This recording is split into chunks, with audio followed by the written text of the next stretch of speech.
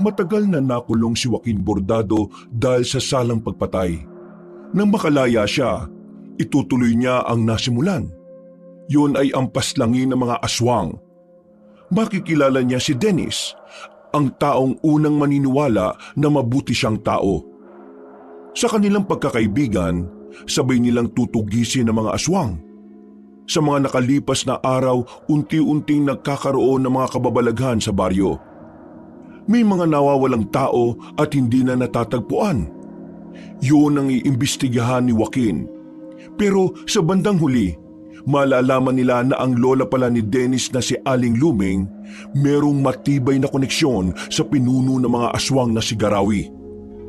Kahit na lola ito ng kanyang kaibigan, wala siyang ibang magagawa kundi tapusin na matanda dahil naging aswang na rin ito. Tumayo na si Joaquin. Humarang siya sa kanyang mga kaselda. Isa-isang lumapit ang mga yon at saka nakipagkamay. Siya ang tinuturing na mayor sa selda 13 kaya lahat ng nakakulong doon ay tinitingala siya. Ito ang araw na kung saan masisilayan na niya ulit ang labas. Matapos ang halos 10 taon, makakalabas na rin siya. Nakulong ang binata sa salang pagpatay dahil kilala siya bilang basag ulo at talagang bumibira. Siya ang napagbintangan na pumatay sa anak ng konsehal. Sa kanya din kasi nakita ang ibang ebidensya.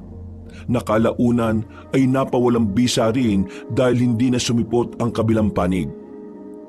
10 taon ang binilang para pagbayaran niya ang kasalanan na kahit kailan ay hindi naman niya ginawa. Gusto niyang balikan ang pamilya ng konsehal na nagpakulong sa kanya. Pero ang balita niya, nakulong din ang mga yon dahil sa iligal na droga. Kaya gusto na lamang niyang makapagsimula ulit ng bagong buhay. Ayoko na makikita yung pagmumukha mo sa kulungan na to, ha? Ayusin mo na buhay mo para hindi ka pa napagbibintangan ng mamamatay tao. Kahit na anong ayos ang buhay mo, kung walang kwentang sistema ng hustisya sa Pilipinas, wala rin kwentang pagpapakabuti mo. Pero salamat, Sargento. Susubukan kong magbago. Tinapik na lamang siya sa balikat ng pulis. Inihatid na siya sa labas. Pagdating niya sa bungad ng istasyon, nakita na niya muli ang liwanag ng lansangan. Ang dami nang nagbago sa harapan ng lugar na yon. Natatanda niya na noong unang dinala siya roon, wala pang mga gusali sa kabilang kalsada. Ngunit ngayon, tabi-tabi na ang pamilihan. Naisip nga rin niya bigla ang dating barangay na pinagmulan niya. Napangiti na lamang siya nang akalain niyang baka sumabay na rin sa progreso ang kanilang lugar. Pumara na siya ng tricycle. Pumunta siya sa barangay ng Binangonan kung saan naroon ang mga bangkay. Ang kulungan kasi na pinanggalingan niya ay isang malaking isla. Napapalibutan ng tubig kaya kailangan talagang maglayag ng tubig para lang makauwi siya sa kanila. Habang nasa laot, bigla niyang naalala ang kapatid na si Gabriel. 10 taon pa lang kasi ang lalaking yon nang makulong siya. Wala na siyang ideya kung ano ang itsura nito. Nung makulong kasi siya, pinagbawalan niyang dumalo ang pamilya niya sa kulungan para na rin sa kaligtasan ng mga yon. At mula noon, nawalan na siya ng balita sa mga mahal niya sa buhay. Ayos na ba yan, Manong? Wala pa kasi akong pera eh. Kakalaya ko lang sa kulungan. Nakapatay kasi ako dati. Mabuti naman ako pero minsan mainitin ang ulo ko. Sa sinabi niyang yun sa bangkero, napatango na lamang yun at nagmamadaling makabalik ng bangka. Napapailing na lamang din si Joaquin. Pero sa kabilang banda ay natatawa na lang din siya. Tingin niya kasi mas naniwala ang matandang bangkero nang makita pa ang mga tattoo niya sa katawan. Naglakad-lakad siya hanggang sa makarating nga siya sa kanilang barangay.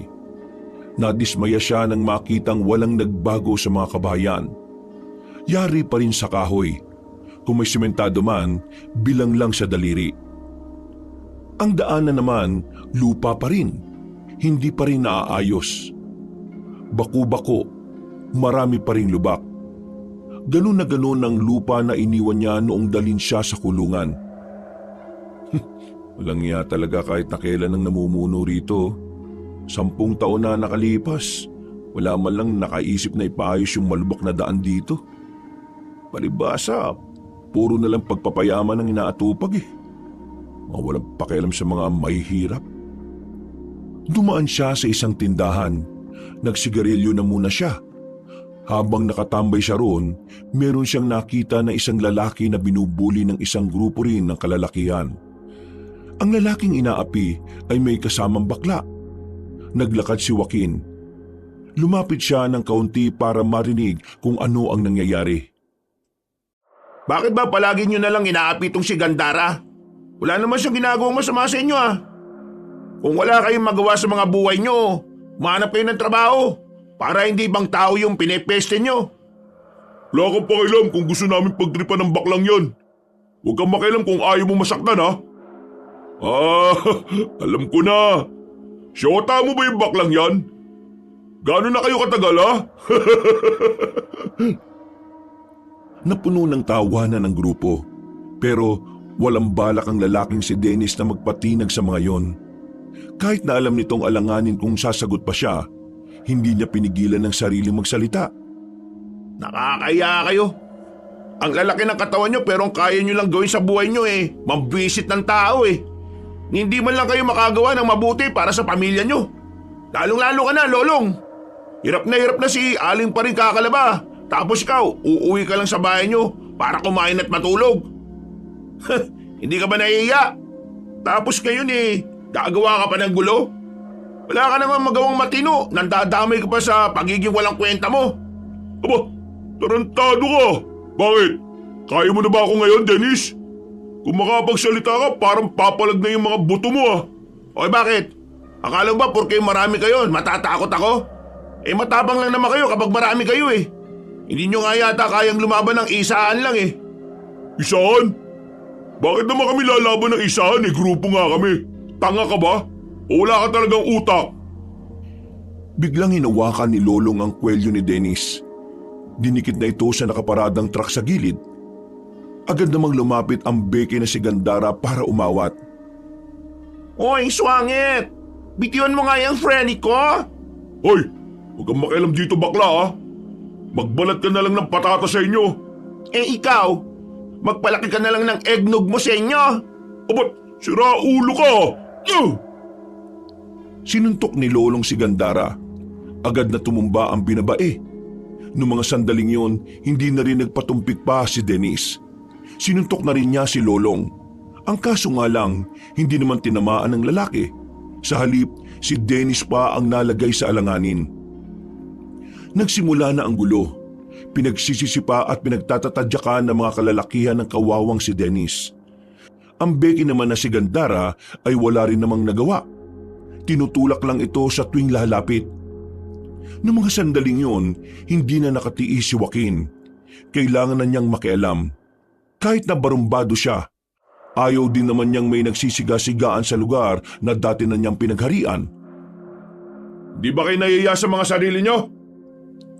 Tumigil ang grupo ni Lolong nang marinig siyang nagsalita. Nakasimangot ang mga yon na nakatingin sa kanya. Tila hindi gusto ang pakikialam niya.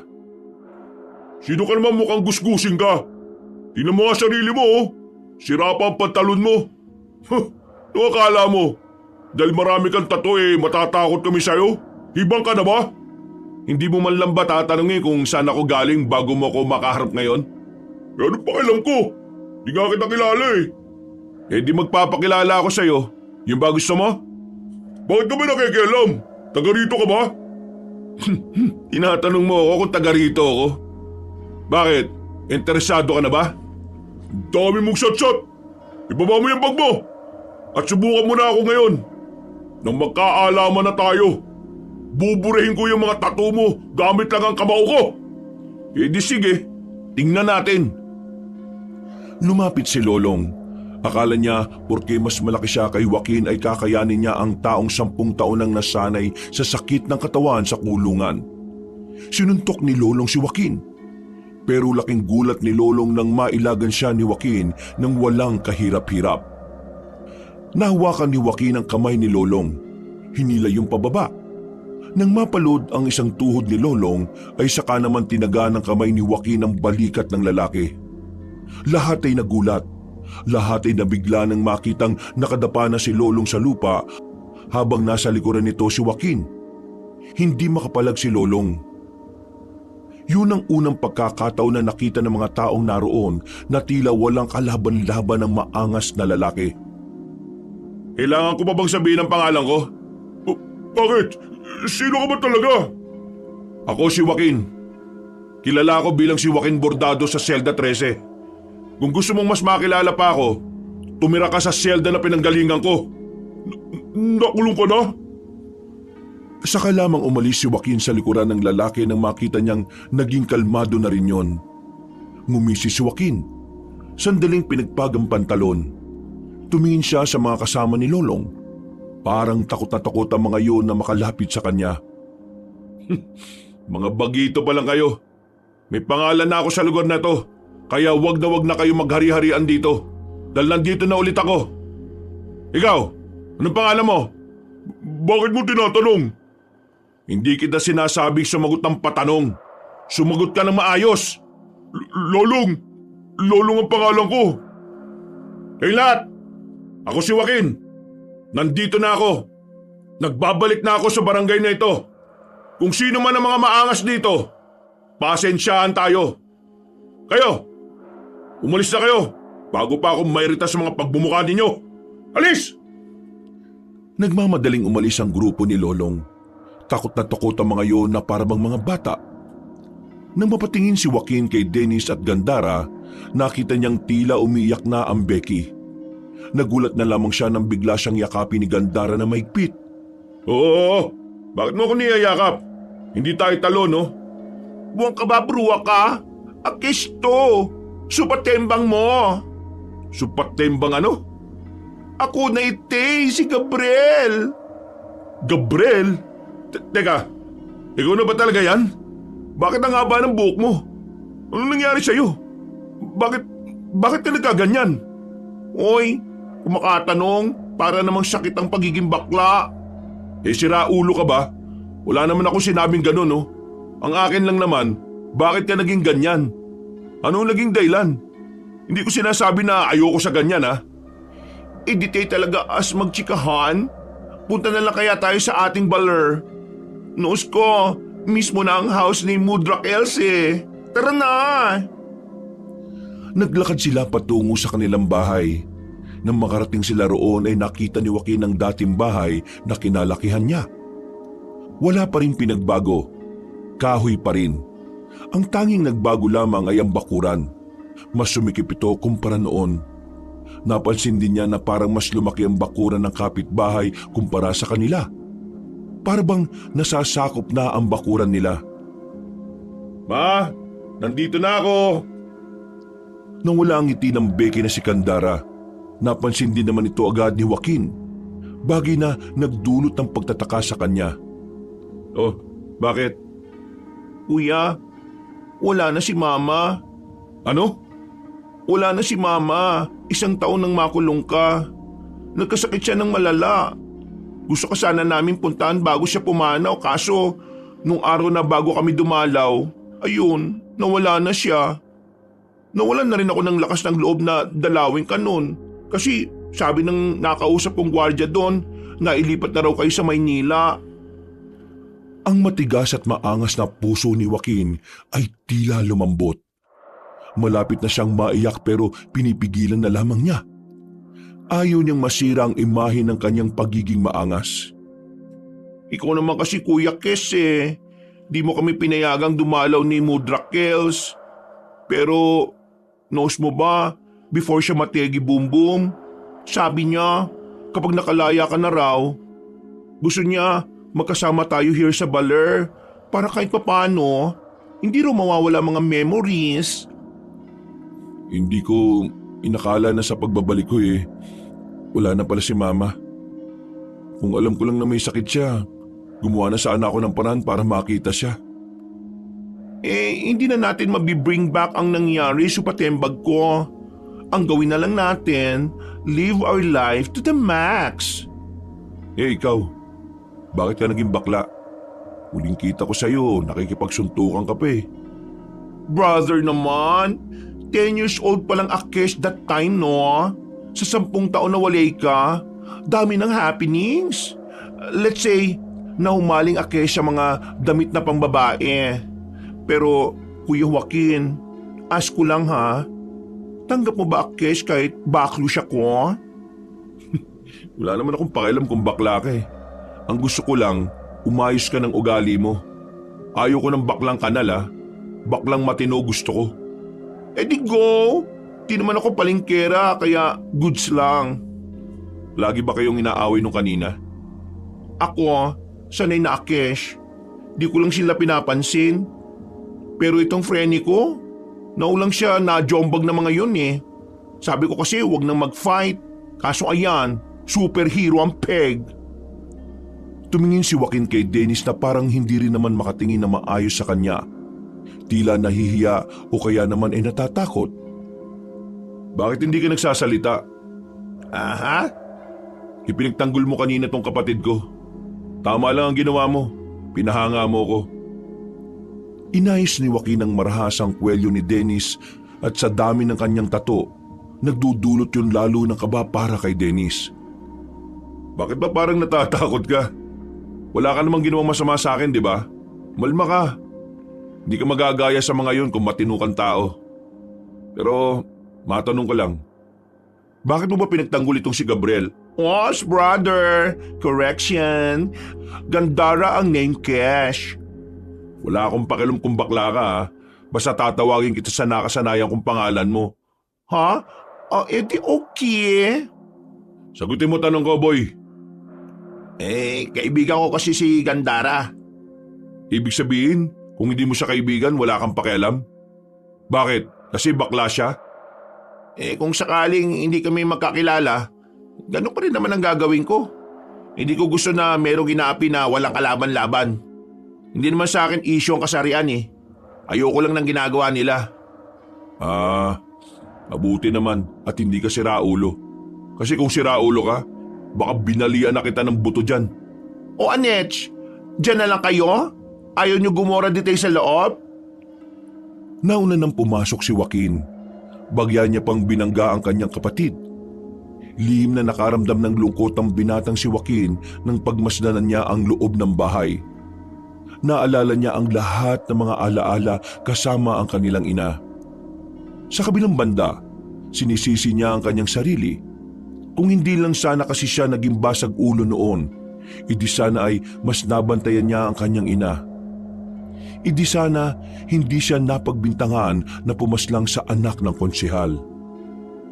Ma, mapatawad mo sana ako sa dami ng pagkukulang ko sa pamilyang to. Hoy, ano ka ba? Patagal ka nang pinatawad ni Mudra, no? Huwag ka nang sad dyan. Hindi bagay sa mga tattoo mo, ha? Uy, nagugutom ako. Wala na bang pagkain dito? O siya, ako rin, Tom Jones na rin eh. O sige, gogora mo na Akesha. Bibili ako ng pudang natin. Pwede ba ayusin mo yung pananalita mo? Ayos lang sa akin na bakla ka pero gusto kong madali kita maintindihan. Di ko maintindihan mo ang pinagsasabi mo eh. Okay. O ikaw? Ako? Oo, ikaw. Bakit? Dito ka lang. May tatanong ako sa'yo. Ano ba yun? Sino naghahari-harian dito? Sino-sino pang mga kamag-anak ni Consial Marquez ang natitira dito? Nagbabalakang gantian sila. Wala na sila rito. Yung iba, nagkandamatay na. Yung iba naman nakulong sa Maynila. Ano? Nagkandamatay? Bakit? Anong nangyari sa iba? Wala rin nakakaalam eh. Basta isang umaga, dumating ang mga bangkay nila na lasog-lasog na. Sa pagkakaalala ko, 15 anyos pa lang ako noon. Kami ni Gandara. Wala bang nabanggit na kahit na ano kung sino yung suspect? Nung una, ikaw pa rin ang pinagbibintangan. Kasi pinatay mo raw yung anak ni Konsyal eh. Hindi malabong patayin mo rin yung iba. Pero wala rin nangyari sa bintang nila kasi di ba nakakulong ka na nga.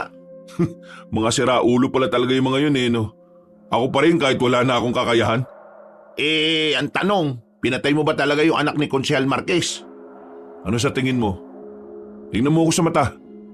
Tingnan mo kung talaga bang kaya kong pumatay ng tao. Alam ko na kaya mong pumatay ng tao. Pero hindi ko lang alam kung ikaw ba talaga pumatay sa anak ni Konsyal. Hindi ko pinatay ang anak niya. Nang makita ko si Norman, nakahandusay na siya. May tama ng baril sa ulo. Na wala akong kinalaman. Di kung ganun, bakit hindi ka umapila? Kasi wala akong kapangyarihan eh. Wala akong pera. Kahit umapila ako, wala rin mangyayari. Mas pinili ko na lang na manahimik kaysa madamay pa pamilya ko. Hindi ka ba nangihinayang dahil ikaw ang nakulong na dapat iba ang nandun sa selda? Siyempre nangihinayang ako. Nagalit, nainis. Kinamuhian ko sila. Pero wala na magagawa galit ko. Wala na rin naman sila eh. Pero napapaisip pa rin ako kung ano nangyari dun sa mga kamag-anak ni Konsyal na pinatay. Meron akong narinig na chismis noon. Kaso noon pa yun eh. Hindi ko sigurado kung totoo. Kasi hindi ko rin naman alam din kung totoo mga pumaslan sa kanila. Bakit ano ba yun? Ang narinig ko na sinabi ng mga tricycle driver noon, aswang daw ang pumaslang sa mga kamag-anak ni Konsyal. Aswang? Oo! Pinaslang daw sila ng mga aswang kasi itong si Konsyal may nilokong negosyante. Ang chismis, yung negosyante, aswang. At alam mo ba kung anong nakapagtataka?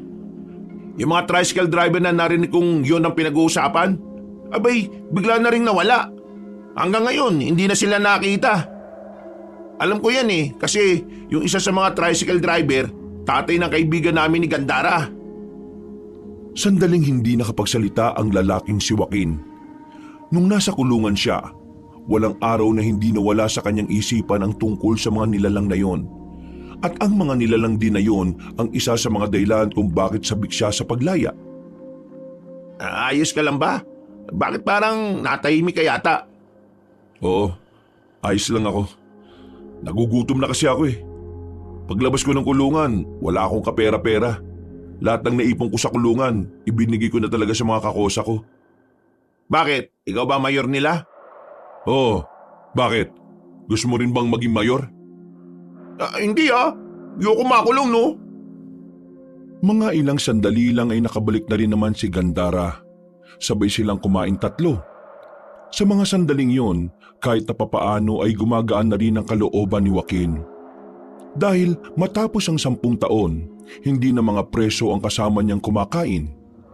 Iba pala ang pakiramdam na makalaya. Ito ang pakiramdam ni Joaquin habang nakatulala siya sa labas ng kanilang bahay. Nung una, inakala niyang hindi na talaga siya makakalabas. Mabuti na lamang ay nagkaroon siya ng parol. Masaya naman si Joaquin na nakita na niya ang kanyang kapatid. Pero marami ang panghihinayang niya dahil hindi na niya inabutan ng kanilang ina. Dakong 5:00 ng hapon, umalis na muna si Joaquin. Ilang minutong lakad lang ang sementeryo mula sa kanila. Kaya agad siyang nagtungo roon para bisitahin ang kanilang ina. Pagdating niya roon, nahanap niya agad ang puntod ng ina niya na nasa bandang gitna na ng sementeryo. Ma, nandito na ako. Nakalaya na ako. Ikaw, kailan ka ba babangon dyan? Miss ko na yung mga pagbubunga mo sa umaga eh. Pati na rin ang sermon mo sa gabi bago ako matulog matapos mag-inom. Ma, patawad Hindi na ako nakaabot sa'yo. Kung nasaan ka man ngayon, sana masaya ka na. Ngayon ko lang na-appreciate yung mga pagbubunga mo, mga sermon mo. Kasi ngayon ko lang napag-isip-isip na para naman sa akin yun eh. Ngayon lang talaga. Kung kailan wala ka na. Totoong laging nasa huli ang pagsisisi. Biglang humangin ng malakas. Bagyang napangiti si Joaquin. Pero nawala ang ngiting yun na makaramdam siya ng kakaiba. Sinuyod niya ng tingin ang buong paligid. Wala siyang ibang nakita kundi ang mga nicho lang na nilulumot na rin dahil sa kalumaan. Ma, sandali lang May kukumpirmahin lang ako. Sandaling iniwan ni Joaquin ang puntod ng ina. Naglakad siya para sundan ang nararamdaman niyang presensya. Habang naglalakad siya, palakas ng palakas ang naririnig niyang kaluskos. Parang may tao na naglalakad at umaapak sa mga tuyong dahon. Inihanda na niya ang kanyang sarili. Nakahawak na siya sa patalim na nakasuksok sa kanyang tagiliran. Marahan siyang naglakad patungo sa likuran ng puno. Pagtingin niya roon, dismayado siya nang makita ang isang aso na kulay puti. Pambihira naman. Bakit ka ba nandito sa sementeryo? May dinadalaw ka rin ba? Tumahol lang ang aso. Malis ka na. Di ka pwede sa sementeryo. Mabubulaw mo lang itong mga nandito eh. Tong aso na to, oh. Alis! Agad na tumakbo palayo ang aso ng bugawi na ito ni Joaquin. Napapakamot na lamang siya sa noon niya dahil doon. Binalikan na lamang niya ang kanyang ina. Mahigit 1 oras din siyang naroon. Pagkatapos, naglakad-lakad na muna siya sa buong barangay nila. Wala nang nakakakilala sa kanya. Kahit ang mga dati niyang kakilala ay hindi na siya natatandaan. Naiintindihan naman niya ang mga yon. Kahit din naman kasi si Gandara na kapatid niya ay hindi agad siya namukaan. Malaki na rin kasi talaga ang ipinagbago ng mukha niya. Mas dumami kasi ang tattoo niya sa katawan nang makulong siya sa mahabang panahon. Hey Dennis, tama ba? Nadaanan niya ang binata sa tapat ng isang bakuran. Abala yung nagsisibak ng kahoy. Agad din naman itong lumapit sa kanya. Oh, bakit? Ano kailangan mo? Saan may bilihan dito ng lambanog? Naku, sarado na tindahan sa mga ganitong oras. Kadalasan, sa baya ka na makakabili ng ganyan. Ang layo. Nakakatamad. Bukas, samahan mo ako ha. Di ako pwede. Marami akong gagawin bukas eh. Tsaka, di ba wala ka pang pera? Saan ka naman kukuha ng ipambibili mo? Tingin mo hihingi ako sa'yo? Eh kung iuntog kaya kita sa muscle ko. Malamang nanghingi ako sa kapatid ko. Siya may pera eh. Masipag rumakit si Gandare. Siya na ang bumubuhay sa sarili niya mula nang mawala ang mama ninyo. Wala naman din kasing tumutulong na kamag-anak ninyo. Lahat sila, parang tinakwil na kayo mula nang makulong kayo. Ngayon nandito naman ako. Hindi ko hahayaan na magdusa yung baklang yun. Kapatid ko yun eh. Kaya akong bahala ron. Eh saan ka naman kukuha ng pera? May mahanap ka pa bang trabaho? Kaya mo ba ako tinatanong ng ganyan kasi nakulong ako? Oo, eh ano pa ba? May mahahanap pa akong trabaho. May kakilala akong magpapasok sa akin sa dati kong trabaho. Illegal. Hindi to illegal. Isa tong trabaho na kahit kailan, hindi mo basta-basta mapapasok kung takot kang mamatay. Eh di illegal nga. Basta, kapag may oras ka, samahan mo akong maghanap ng lambanog. Tinapik na lamang ni Joaquin ang balikat ng binatang si Dennis at naglakad na rin papalayo. Pagsapit ng gabi, habang walang kamalay-malay ang kanyang kapatid, nagtungo siya sa kagubatan. Pupuntahan niya ang isang kakilala na noon niya pakasakasama sa mga lakad niya. Kakilala na nagturo sa kanya kung papaano kumita ng pera. Walang takot na naglalakad si Joaquin sa gitna ng gubat. Sanay na siya sa mga ganitong sitwasyon. Bago siya makulong, yun naman kasi ang ginagawa niya. Makalipas lang ang ilang minuto, natanaw na rin niya ang isang maliit na barangay. Nasa barangay na yon ang isang malaking bahay na kung saan yon ang itinuturing na mansyon sa gitna ng gubat. Mala White House ang datingan nito dahil sa malinis nitong tingnan. At ang taong nasa loob ng mansyon na yon ay ang taong minsan ang tumulong sa kanya na makalaya. Pero tinanggihan niya rin dahil sa isang dahilan. Papasukin niyo ako! Kaibigan ako ni Tadeo! Hindi sumagot ang mga gwardiya na nasa harapan ng mansyon. Nakatingin lang sa malayo ang mga yon at mahigpit ang pagkakahawak sa mahabang baril. Ako si Joaquin, ang isa sa pinakamataas na tauhan ni Tadeo. Kung ayaw niyo akong papasukin, sabihin niyo na lang na nakalaya na ako at… ha? Natigil ang pagsasalita ni Joaquin nang may dumating na magarang sasakyan. Lumabas sa sasakyan na iyon ang matandang mayaman. si Tadeo. Malaki nang itinanda nito mula nang huli silang magkausap nito. Tadeo? Sino ka? Kung hindi mo ako namumukaan, busesan mo na lang ako.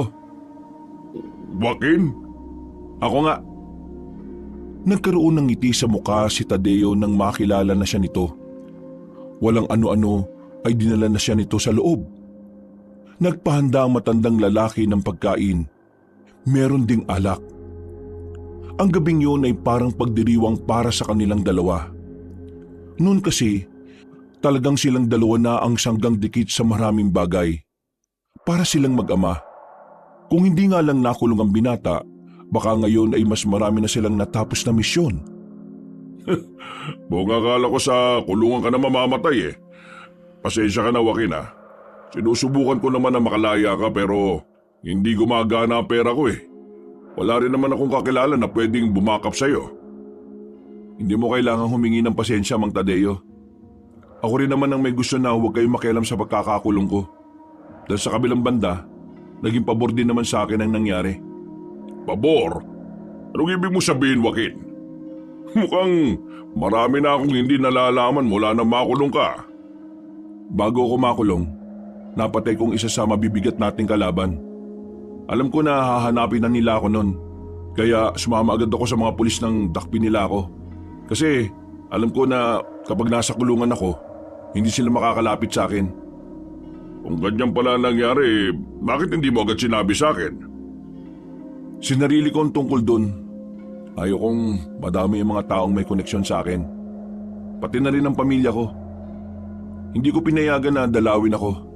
Kasi alam ko na kapag nalaman nila kung sinong mahahalaga sa akin, idadamay din nila. Hindi sila basta-basta. Kaya nakakasiguro ko na hindi sila titigil hanggat hindi ako nagagantihan. Prinsipe ang napatay ko, Mang Tadeo. Malaking kawalan yun sa kanila. Totoong peligroso nga ang ginawa mo. Pero kasama naman yun sa misyon ninyo eh. Nung panahon na yun, mas pinili kong hindi ka nalang madamay. Dahil kapag ikaw ang namatay, masisira na ang organisasyon. Tungkol sa organisasyon, matagal ng buwag ang samahan, Joaquin. Buwag? Bakit? Anong nangyari? Alam mo naman na ikaw ang alas ng samahan. Ikaw lang ang may kakaibang tinataglay na kayang tumapat sa lahat ng kalaban. Kaya, nung mawala ka, lahat sila ay nawalan na rin ng pag-asa. Ang iba ay namatay. Ang iba naman mas pinili na lang na mamuhay ng payapa sa ibang lugar. Napabuntong hininga na lamang ang matandang lalaki. Baka sa mukha nito ang panghihinayang sa nangyari. Si Tadeo kasi talaga ang nagpatakbo ng organisasyon mula pa noong umpisa. Kaya hindi nito maiwasang hindi malungkot. Gusto kong buhayin ulit ang samahan. Paano mo naman gagawin yon? Wala na mga kasama natin. Isa pa, nasaan ang mga gamit mo? Wala na rin, hindi ba? Bago ako makulong, naibaon ko ang mga gamit malapit sa paanan ng bundok. Alam kong naroon pa rin ang mga yon. Nararamdaman ko. Ang mga kasama natin, paano natin sila mapapabalik? Hindi natin sila mapapabalik kung sasabihan lang natin sila na bumalik. Gagawa tayo kagad ng hakbang at yun ang ipapakita natin sa kanila. Bibigyan natin sila ng dahilan para magbalik loob sa samahan. Kung ganun ihanda ko na pala ang mga kliyente natin. Mula nang mawala ka, marami pa rin ang lumalapit sa akin para ipapatay ang mga gusto nilang ipapatay. Nung mawala ka kasi, ang dami na rin talagang lumitaw na mga perwisyo Karamihan sa mga pinipeste ng mga nilalang na yon, mayayaman din talaga. Sige, ihanda mo na ang mga kliyente. At ihanda mo na rin ang mga pasahod. Kailangan ko rin kasi talaga ng pera para makapagsimula Bukas ng umaga, sabihan mo ang mga kliyente mo na tuloy na ulit ang operasyon. Pakisabi na nakalaya na ang bordadong birador ng mga aswang. Malapad ang ngiti na matandang si Tadeo. Sabik na agad itong maibalik ang samahan na dating nagprotekta ng kanilang lugar. Masayang lumabas ng mansyon ng binatang si Joaquin. Ngiting tagumpay din siya dahil nakabali siya ng pera kay Tadeo. Paniguradong meron na silang panggastos ni Gandara ng ilang buwan. Bago siya umalis sa gubat, ay pinunta na muna niya ang mga nakatanim niyang gamit sa paanan ng bundok. Halos kalahating oras din ang nilakad niya bago niya yun narating.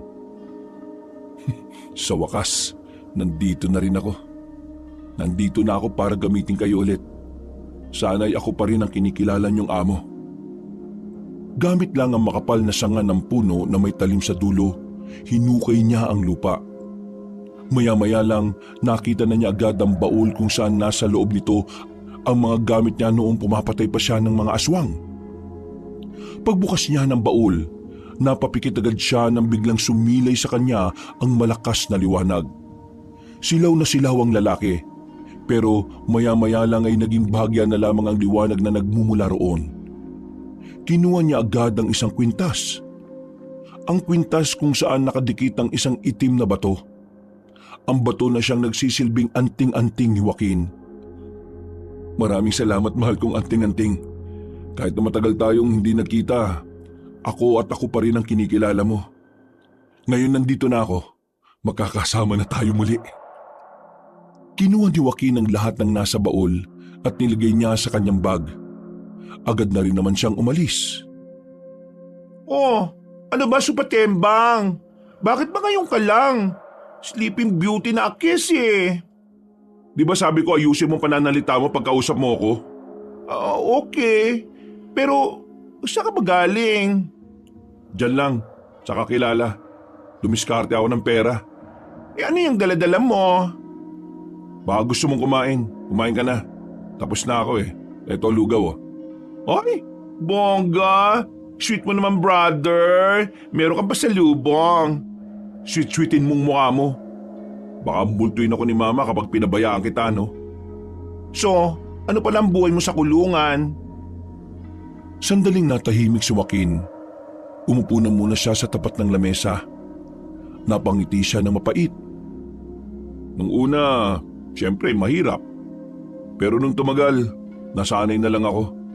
At saka, ako naging mayor sa selda namin kasi wala ni isang kaya kong talunin sa suntukan eh. Pero pagdating naman sa pagkain, limitado lang. Hindi makakakain ng marami kung pangkaraniwang preso ka lang. Ako, kahit papano hindi naman ako nakukulangan. Pero yung mga sobra, pinamamahagian ko yung mga kakosa ko. Wow! Bait-baita ng peg! O bakit? Dapat ba kapag preso ka, siraulo ka? Gabriel, hindi ko kasalanan ng pinagbayaran ko. Hindi ako masama. Basta gulero lang ako dito sa atin. Pero hindi naman ako ng abuso ng mga taong wala namang ginagawang masama. Hoy! Relaxation brother! Hindi ko naman sinabing masama kang tao no? Ito naman. Sa mga susunod na araw baka wala ako dito sa bahay. Oh, saan ka naman gogora? Gugurang pinagsasabi mo. Saan ka pupunta, I mean? Didiskarte ng trabaho. Sige na, matutulog na ako. Kumain ka na dyan. Tumungo na lamang ang binatang si Joaquin sa kanyang silid. Paghiga niya ay agad na rin naman siyang nakatulog. Kinabukasan, pagdilat niya ng kanyang mga mata, narinig niya agad si Gandara na maingay sa labas. May kinakausap ito mga tsismosa. Napailing na lamang si Joaquin. Hindi niya inakala na parte pala ng grupo ng mga tsismosa ang kapatid niya. Lumabas na lang siya para bumili ng almusal. Palingon-lingon siya sa mga nadadaanan niyang tambay. Hindi tumitingin ang mga yun sa kanya. Natatakot dahil sa dami ng tattoo na nasa katawan niya. Sinusuri niya ang mga tambay na yon kung may kapasidad ba ang mga yon na sumama sa trabaho niya. Kailangan niya kasing maghanap ng mga bagong tao. Hindi niya kasi sigurado kung babalik pa ang mga dati nilang kasamahan. Nang makadaan na siya sa lumang kulungan ng mga baboy, naroon ang grupo ng lalaking si Lolong. Nakatambay, tamang sigarilyo, tamang tawanan. Pero ang mga ngiti ng mga yon ay nawala nang tumigil na si Joaquin sa harapan. Oh, anong kailangan mo? Wala na kaming ginagawa masama sa iyo Gusto mo bang kumita ng pera? Oh, Bibigyan ko kayo ng pagkakataong kumita ng pera para naman magkaroon kayo ng silbi sa bayan at sa mga magulang ninyo. Nag-o-offer ka ba o nang-iinsulto ka lang? Parehong ganun na nga. Mas maganda na malaman nyo sa akin pa lang na pabigat lang kayo sa lipunan. O ano? Interesado ba kayo sa trabaho na inaalok ko? Nag-aalok ka ng trabaho pero hindi mo naman sinasabi. Nagpapatawa ka ba? Hindi ako nagpapatawa. Sa katunayan, pwede ako magpayak ng tao ngayon. Oo, kalma lang. Ano ba kasing trabaho yan? Kailangan nyo lang pumatay ng aswang. Nagtawanan ng mga kasama ni Lolong habang si Lolong naman ay nagpipigil na lang din ng kanyang tawa. Pero si Joaquin, seryoso lang ang muka. Walang mababakas na nagbibiro ito. Kaya naman agad na ring nanahimik ang grupo ni Lolong. Tingin niyo ba nakikipagbiruan ako sa inyo? Ha? Eh yung sinasabi mo naman kasi hindi ka panipaniwala eh. Wala pa naman kasi kaming naririnig na may ganyang klase ng trabaho. Pwes, ngayon narinig nyo na. Ang tanong ko ngayon, papayag ba kayo o hindi? Eh pagpalagay na lang natin na may ganyang klase ng trabaho. Eh ang tanong, magkanong sasahurin namin dyan? Higit pa sa 2 araw ninyong pagtatrabaho sa isang factory. Malaki-laki rin. May sahod kayo kahit na wala kayong mapapatay. Pero kung may mapapatay kayong aswang, mas maganda, mas malaki ang sahod. Napaisip bigla si Lolong sa sinabi ni Joaquin. Kahit na nagdududa pa mga yon sa sinabi ni Joaquin, tila ba inaakit na sila ng pera para maniwala at sumubok. Ayoko na makapanakit ng tao. Marami na akong sinaktan sa kulungan. Kaya kayo, umayos-ayos kayo kapag akong kaharap nyo. Naintindihan nyo ba? Oo, naiintindihan namin. Kapag nakapagdesisyon na kayo, pumunta kayo sa bahay namin. At siya nga pala, humingi kayo ng paumanin sa kapatid ko at kay Dennis. Dahil kung hindi, matatagpuan ang katawan niyo sa ilog na palutang-lutang. Napalunok na lamang ng laway ang grupo ni Lolong para silang lalagnatin sa takot. Habang si Joaquin naman ay gumisilang at napailing. Nagpatuloy na lamang siya sa paglalakad hanggang sa marating na nga niya ang tindahan ng tinapay. Sakto naman na naroon din si Dennis. Naisip niya agad na isama na rin ito sa trabahong papasukin niya. Dennis, may pinagkakaabalahan ka ba sa buhay mo? Bukod sa pagsisibak ng kahoy, wala na. Natanggal na ako sa trabaho kahapon lang. O sige, bibigyan kita ng trabaho. Sabi nang wala ring trabaho Napapansin ko parang masyado ka ng kampante kapag kinakausap ako Ano mo bang kaya kitang tupiin sa walo nang hindi ako umaalis dito sa kinatatayuan ko? Ay, pambira naman. Masyado ka naman mainit. Ano ba yung trabaho na sinasabi mo? Papatay ka lang ng aswang. Ano? Papatay ng aswang? Paano? Di tuturuan kita. Sinasabi mo ba sa akin na pumapatay ka talaga ng aswang? Gusto mo bang malaman? Halika, sumama ka sa akin. Patutunayan ko sa'yo. Hindi na. Mukha ka namang nagsasabi ng totoo Hindi ka man lang ba magtataka? Hindi. Hindi naman ikaw yung tipo ng tao na magsasayang ng oras para lang sa isang kwentong gawa-gawa lang. Nakakawala ng angas ang paggawa ng mga kwentong walang kwenta, no? Alam mo, gusto ko ugali mo Pero hindi ako sasama sa trabahong inaalok mo, no? Wala akong alam sa pagpatay ng aswang Kaya nga tuturuan kita. Marami ka ba talagang alam sa mga ganyang bagay? Ikukwento ko sa iyo sa ibang araw kapag interesado ka na sumali sa sinasabi ko. Sasali ako kapag kinuwento mo na sa akin yan kung ano man yung hindi mo kayang ikwento sa iba. Napatango na lamang si Joaquin. Dinala niya si Dennis sa kagubatan. Meron silang pinuntahan na lumang kubo. Sira-sira na ang harapan nito. Parang ilang bagyo na ang dumaan doon pero nanatili pa rin nakatindig doon. Nagtataka ang lalaking si Dennis kung ano ang ginagawa nila roon. Pero pumasok si Joaquin sa loob. Paglabas nito, may daladala na itong itak. Oh, ano yan? Malamang itak. Nakakita ka ba? Ibig ko sabihin, bakit ka may dalang itak? At bakit may itak sa loob ng kubo na yan? Ang kubo nito dating pahingahan ng mga kagaya kong bumibira ng aswang. Ang tawag sa amin, manunugis. Hindi ko inakala na may ganito ka palang tinatago ha. Kala ko kasi dati, base sa kwento ng kapatid mo, basagulero ka lang eh. Totoo naman basag ulo ko nun. Pero walang alam ang iba kung ano ang ginagawa ko kapag gabi na. Isa ako sa dahilan kung bakit walang buntis na napapahamak noon. Ngayon, naniniwala na ako na pumamatay ka talaga ng aswang. Ano naman ang magagawa ko kapag nakasali na ako sa inyo? May mapapala ba ako dyan? Kagaya nga na sinabi ko sa'yo, trabaho to, hindi to libre. May nasagap kaming balita ng boss ko na ang mga aswang, pinupuntirya pa rin yung mga mayayaman. Pinapatay yung mga negosyante at inaangkin ang mga yaman nila. Ang mga magiging kliyente natin ay mga mayayamang tao.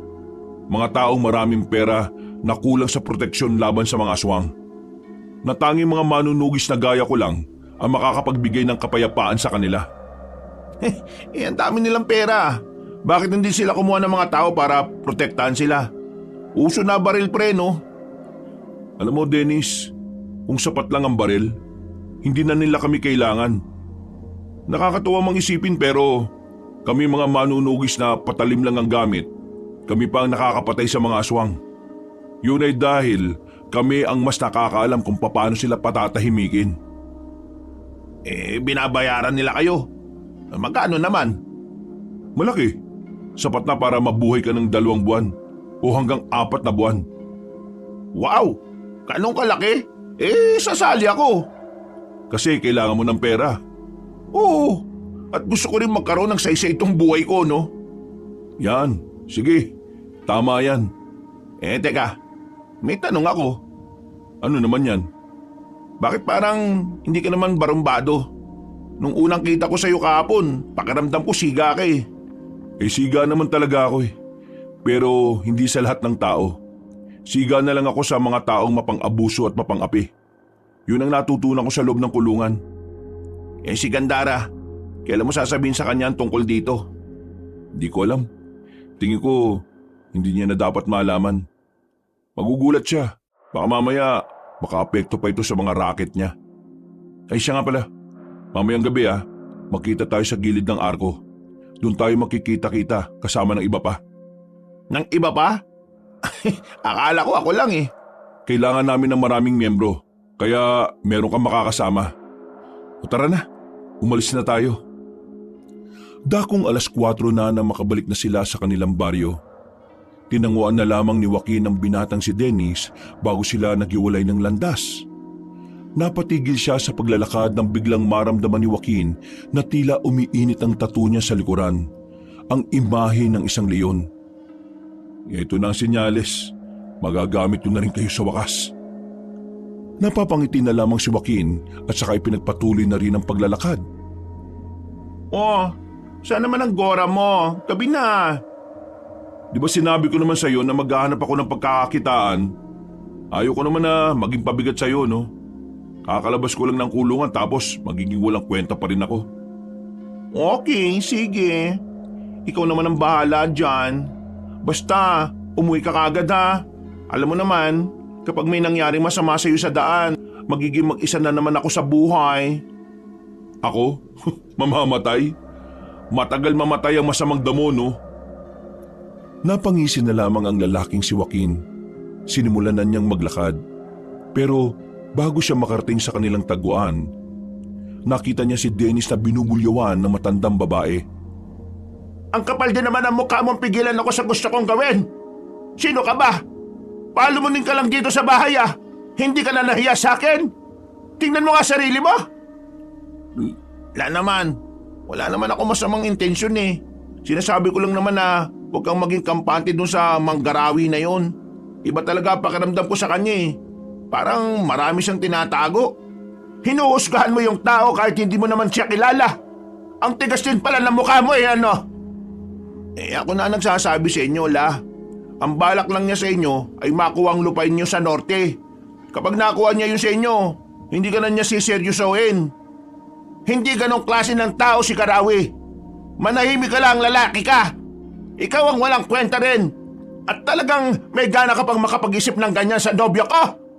Isa pa, mayaman tao si Karawi. Marami siyang pera at marami din siyang lupain. Paano niya may isip na nakawin sa akin ang lupain ko?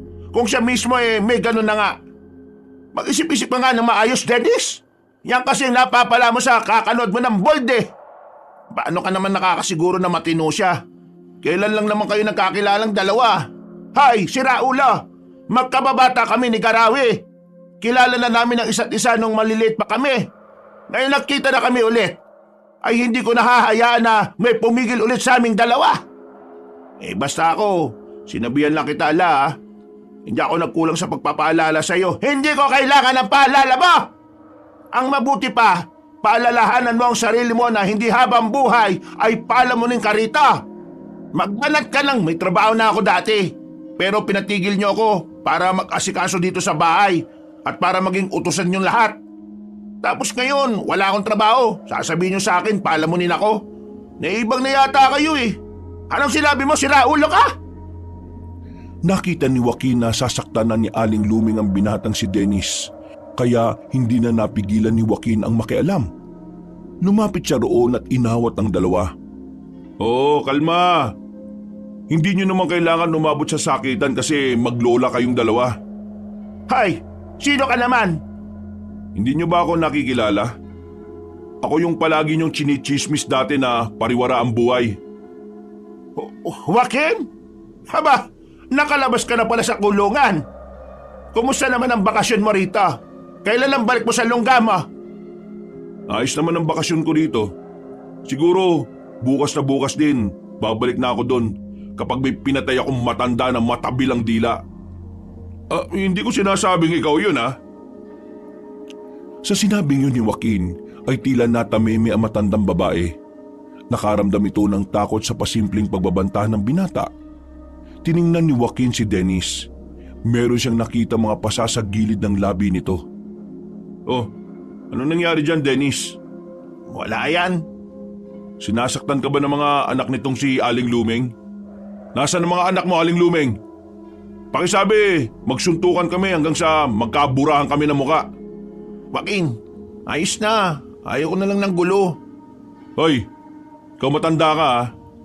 Ayus-ayusin mo ugali mo. Kakaunting oras na nga lang meron ka sa mundong to. Napakasama pa ng ugali mo. Ikaw naman, Dennis, lumayas ka na sa bahay na to kapag nakapagsimula ka na magtrabaho. At saan mo naman dadalhin ang pamangkin ko? May lakas ka pa talaga ng loob na tawagin siyang pamangkin ha. Manahimik ka na, tanda. Kung gusto mong malaman, itanong mo kay San Pedro. Kung gusto mong makausap si San Pedro, kailangan mo munang mamatay. Isusumbo kita kay Kapitan. Nagbabanta ka. Di sumbong mo. Samahan pa kita eh. Sabi mo sa mga anak mo ha. Magsuntukan kami. Pumunta na lang sila kamo sa bahay kapag may time sila. Ako ha. Hindi yung kapatid kong bading. Ako. Pumasok na lamang ng bahay ang matandang si Luming. Napapailing na lang din si Joaquin. Tiningnan niya na masama ang lalaking si Dennis. Ikaw naman kasi, matuto kang lumaban. Kapag hinayaan mo silang tarantaduhin ka lang, habang buhay nilang gagawin sa iyo yun. Tumango na lamang si Dennis. Sabay na rin silang umalis patungo sa kanilang tagpuan. Nang makarating sila roon, kasama nila si Lolong kasama ang iba pa nitong tropa. Nagtataka naman si Dennis dahil doon. Hindi kasi nito inakala na sila Lolong ang makakasama nila sa lakad na yon. O Joaquin, anong ginagawa nila dito? Ikaw, anong ginagawa mo rito? Yan ang tanong. Inimbita ko sila. Makakasama natin sila sa trabaho na ito. Alam mo naman na kaaway ko itong mga to eh. Kaya malabo magkaisa kami niya sa trabaho. Magkakaisa kayo sa trabaho kapag ako ang kasama ninyo. Kasi kung hindi, sama-sama ko kayong ibabaon sa lupa. Tandaan nyo ha, sanay na ako sa loob ng kulungan. Kayo, sanay ba kayo sa ilalim ng lupa? Basta ako, wala naman akong pakialam sa'yo, Dennis eh. Trabaho lang pinunta ko dito. Ikaw, Lolong ha, hindi ka pa humihingi ng pasensya dito. Bakit ko naman gagawin yun? Kasi may kasalanan ka. Baliw ka pala eh. Humingi ka ng sorry dito kay Dennis. Kung ayaw mong balian kita ng buto ngayon. Kayo rin mga nasa likod. Kumakamot na lamang sa ulo ang binatang si Lolong. Sa takot na baka masaktan na naman siya ni Joaquin, nilunok na lamang nito ang kanyang pride. Dennis, sorry. Sorry sa mga ginawa namin. Di na mauulit. Hindi na talaga mauulit kasi magiging magkakampi na kayong dalawa. Sinimulan na rin nila ang paglalakad. Nagtungo na sila sa loob ng kagubatan.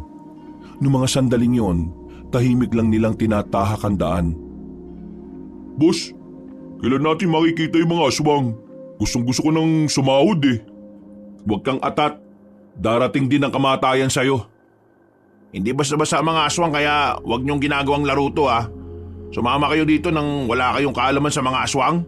Seryoso ba kayo sa magiging trabaho natin? Oo naman. Bakit? Anong tingin mo sa amin? Patatakot sa mga aswang? Baka ikaw. Hoy, manahimik nga kayong dalawa. Malapit na tayo.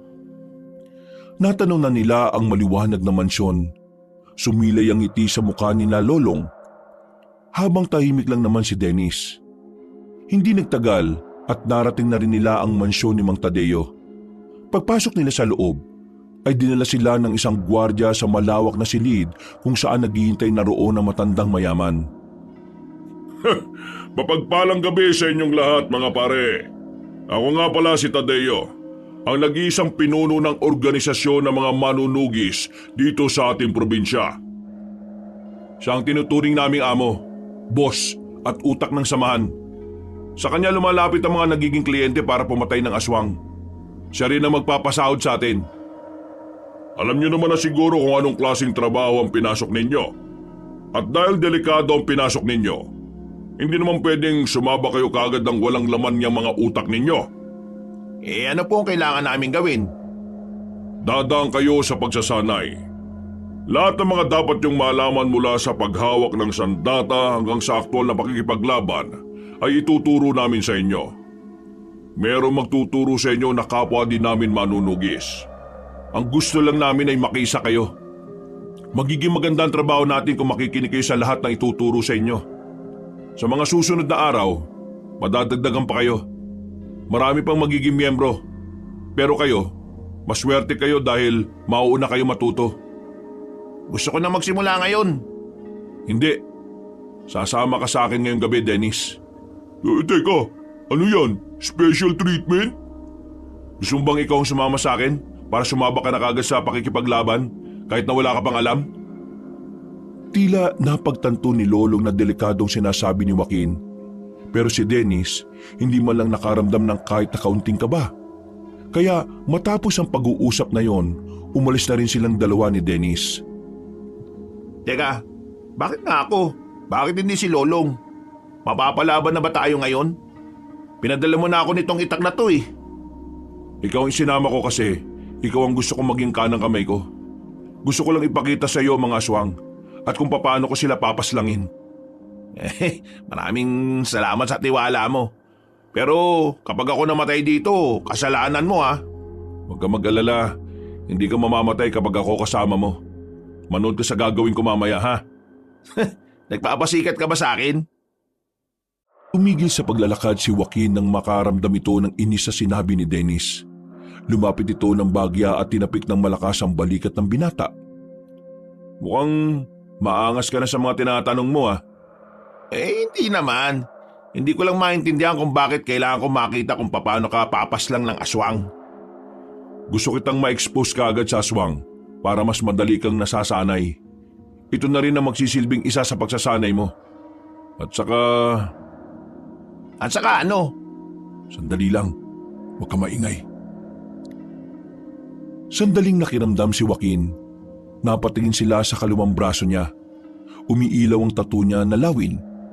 Nanlalaki naman ang mga mata ni Dennis nang makita yon. Hindi ito makapaniwala sa hiwaga na tinataglay ni Joaquin. Teka, ano nangyayari sa braso mo? Bakit may ganyan? Parang gumagalaw yung tattoo mo tapos bakit maliwanag? Mamaya na ako magpapaliwanag.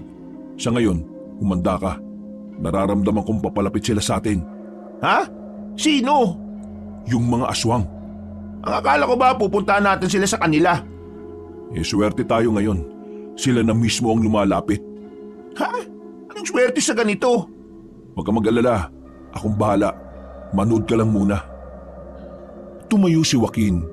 Humina ang liwanag na nagmumula sa braso nitong may imahe ng lawin.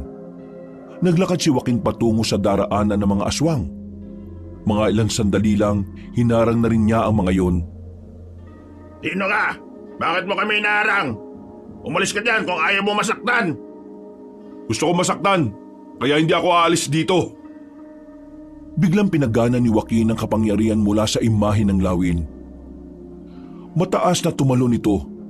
Lumapit sa harapan ng mga aswang at agad na tinaga ang isa. Sirit agad ang dugo mula sa dibdib nito.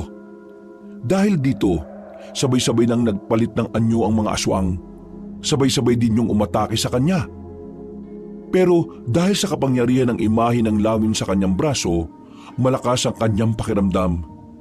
Bawat galaw ng mga nilalang ay nararamdaman niya. Kaya naman walang kahirap-hirap na naiilagan niya yon. Miss na miss ko na yung ganitong pakiramdam eh. Ang pakiramdam na makakapas lang ulit ako ng aswang.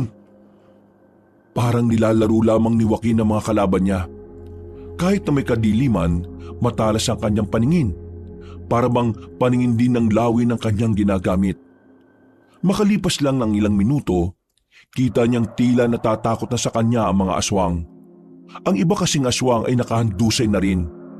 Namatay na ang ilan. May iba naman na naghihingalo na rin. Pero dahil kilalang notoryo si Joaquin pagdating sa pagpuksa ng mga aswang, inubos niya ang lahat ng yon. Si Dennis naman, nanlalaki ang mga mata. Hindi niya inakala na may ganong klase ng kakayahan si Joaquin. Na para kay Dennis, kapangyarihan ng maituturing yon. Paanong gawang patayin lahat ng aswang ng mag-isa ka lang? Totoo ba nakikita ko? Ano bang meron sa mga tattoo mo sa katawan? Akala ko, nakuha mo lang yan sa kulungan eh. Ang mga tattoo na nakuha ko sa kulungan ay maliliit lang. Itong mga tattoo ko na malalaki, lahat sila tinutulungan ako sa pakikipaglaban ko sa mga aswang noon pa. Hindi lang nakikita noon dahil dati, lumalabas lang sila kapag ginagamit ko. Dahil matagal ko silang hindi nagagamit dahil nakulong ako, palagi na silang nasa balat ko. Saan mo nakuha mga yan? Pinamana lang sa akin ito nung unang bordado. Ang unang manunugis na nagsalba sa buhay ko. Kung hindi dahil sa kanya, baka napariwara na ako ngayon. Isinama niya ako sa ganitong gawain kaysa mapunta ako sa mga sindikato. Kaya nung mamatay siya, nailipat niya sa akin ang mga kapangyarihang ito nang hindi ko namamalayan. Isang umaga, gumising na lang ako na may ganito na akong kakayahan. Kapag namatay ka, pwede bang sa akin mo na lang ipamana yan? Isira ulo ka ba?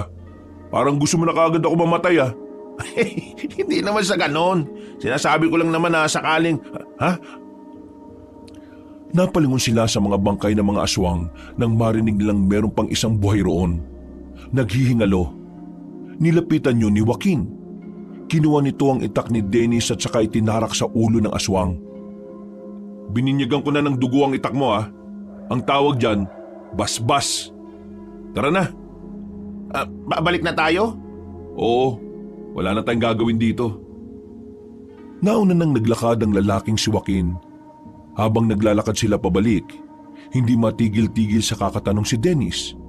Hindi pa rin kasi nabubura ang pagkamangha nito sa lahat ng kanyang nasaksihan. Hanggang sa makabalik na sila sa mansyon ay daldal pa rin ang daldal ang binata. Oh, bakit nandito kayo kagad? Natapos nyo na ba ang lakad ninyo? Oo, tapos na. Sisiw pa rin. Wala ka pa rin talagang kupas. Bukas, habang sinasanay ang mga bago nating tao, puntahan mo na ang isa sa mga pinagtataguan ng mga aswang. Yung mga aswang na nanggugulo kina Don Arevalo. Tumangon na lamang si Joaquin. Nagtungo ito sa loob ng mansyon at pumunta sa malaking kusina. Kumuha ito ng maiinom at pagkain. Naupo ito sa sofa na parang wala lang nangyari. Sasama mo ba uli ako bukas? Oo, doon na tayo sasahod.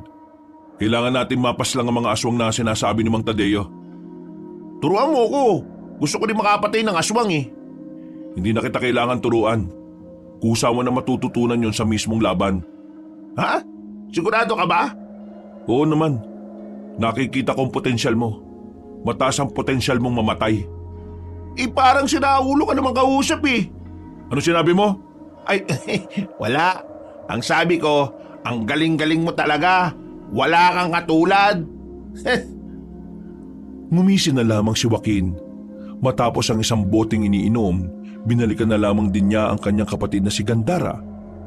Sa mga sandaling yun ay gising pa rin ang binabae. Nagtatahi ito ng damit.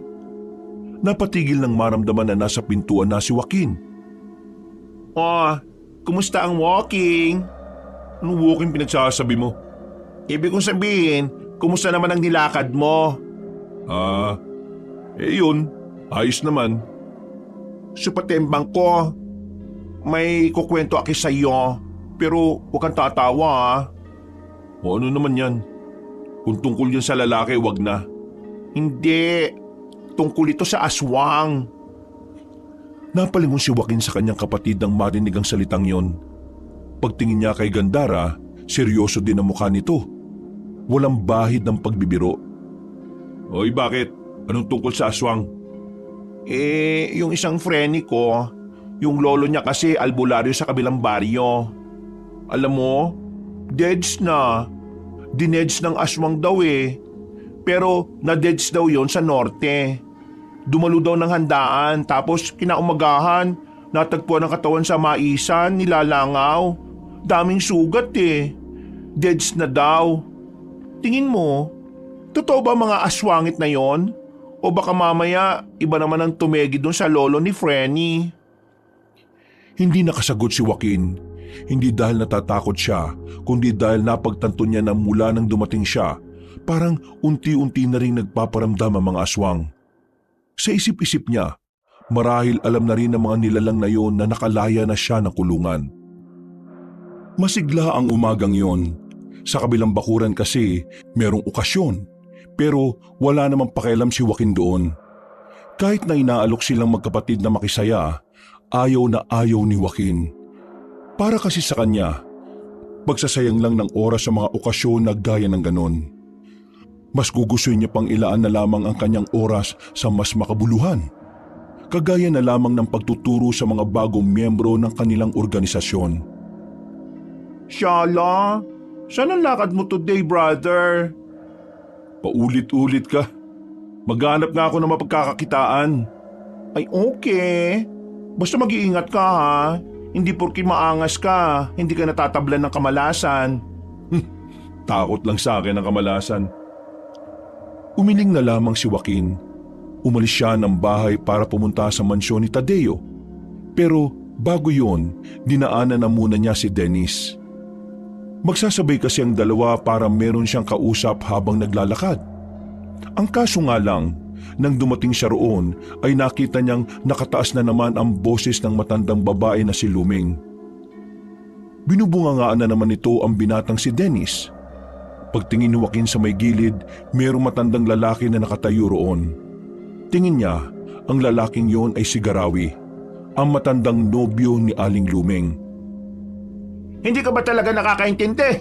Ang sabi ko kanina, ilabas mo na yung mga labahan. Hinintay mo pa talagang dumating ang bisita ko. Nakakaya ka talaga. Paano ko naman kasi mailalabas sa mga labahan ayaw naman akong papasukin ni Robert sa kwarto kung saan nandun yung mga labahan. Sige, magdahilan ka pa. Hindi mo na lang tanggapin na ikaw yung mali rito eh. Lumeng, hayaan mo na siya. Wala naman siyang kasalanan eh. Anong hayaan, Garawi? Makupad talaga ang isang yan. Huwag mo ipagtanggol yan kasi lalong magiging tamad yan. Ang sa akin lang naman, huwag ka na makonsume kasi ikaw rin naman ang mahihirapan eh. Araw mo lang din na masisira. Pero napapahiya ako sa iyo. Nasira na ang kasisimula ko palang na araw. Hindi ka naman napahiya. Ako lang naman ito eh. At saka, pwede naman nating simulan ng araw natin ulit. O Dennis, sige na. Malis ka na muna. Palalamigin ko muna ang ulo ng lola mo.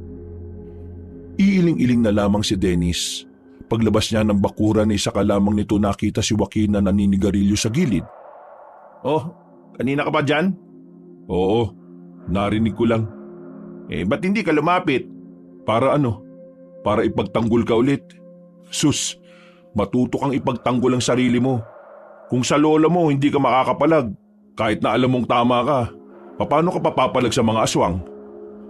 Oo na. Bakit ka ba narito? Akala ko ba gabi pa ang pagsasanay natin?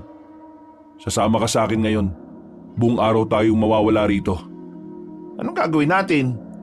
Sisimulan na natin ang trabaho. Ngayon agad? Oo. Kailan mo ba gusto? Sa susunod na taon? Sige na, magbibihis lang ako. Wag na. Doon na sa mansyon. May mga damit doon. Babalik ka pa di nalintikan ka na naman. Nga no? Sige, tara. Denise, kailan pa syotaan ng lola mo yung matandang lalaki na yon? Di ko nga rin alam eh. Pero ayan kasi yung sinasabi ni lola noon na labat parasite niya. Matagal silang hindi nakapagkita. Tapos, ngayong pinagtagpo ng landas, ayan, naglandian. Wala namang problema kung maglandian kahit na matatanda na eh. Kakaunting oras na lang naman meron sila sa mundo. Kaya, hayaan mo na lang sila sa bagay na yon. Pero, pakiramdam ko kasi, may kakaiba dun sa matandang lalaki na yon. Ha? Paano kakaiba? Hindi ko alam eh. Basta, kapag tumingin ako sa kanya, parang hindi ako komportableng nakikita siya. Parang gusto ko siyang patayin kahit wala naman siyang ginagawang masama sa akin. Naku, nakakatakot na yung mga naiisip mo ha. Baka mamaya bigla ka na lang managaan ng tao habang naglalakad tayong dalawa. Sira ulo. Tara na nga.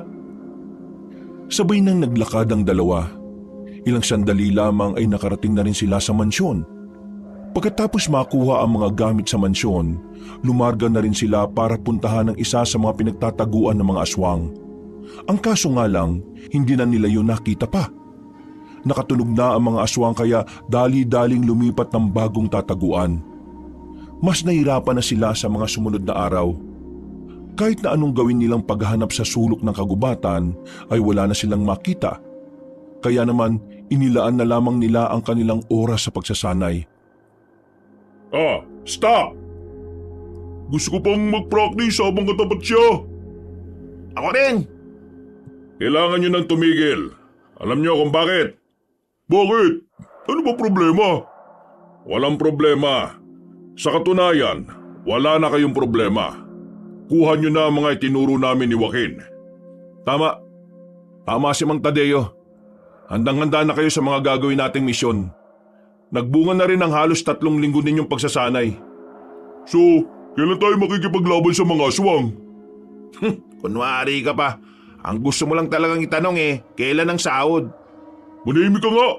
Di na kita inaano dyan ha. Lumapit si Joaquin sa dalawa at pasimpleng tinapik sa dibdib ang mga yon. Naparay na lamang si Lolong at Dennis. Kung ganyan pa rin kayo sa kalagitnaan ng misyon natin, pababayaan ko kayo mamatay. Tama na ang kakaganyan nyo ha. Ang mabuti pa, ihanda na ninyo ang ibang kasamahan ninyo. Lolong, nasaan ang mga bata-bata mo? Wala ni, natakot. Ayaw na nilang sumama. Mga tarantado pala mga yan eh. Ilang linggo naming tinuruan sabay hindi nasasama. Kapag nakita ko lang sa daan ng mga yan, lulumpuin ko yung mga yan eh. Lumpuin mo na. Wala na rin naman akong pakialam sa kanila eh. Walang choice. 3 na muna kayong lalarga mamaya. Ha? 3 lang?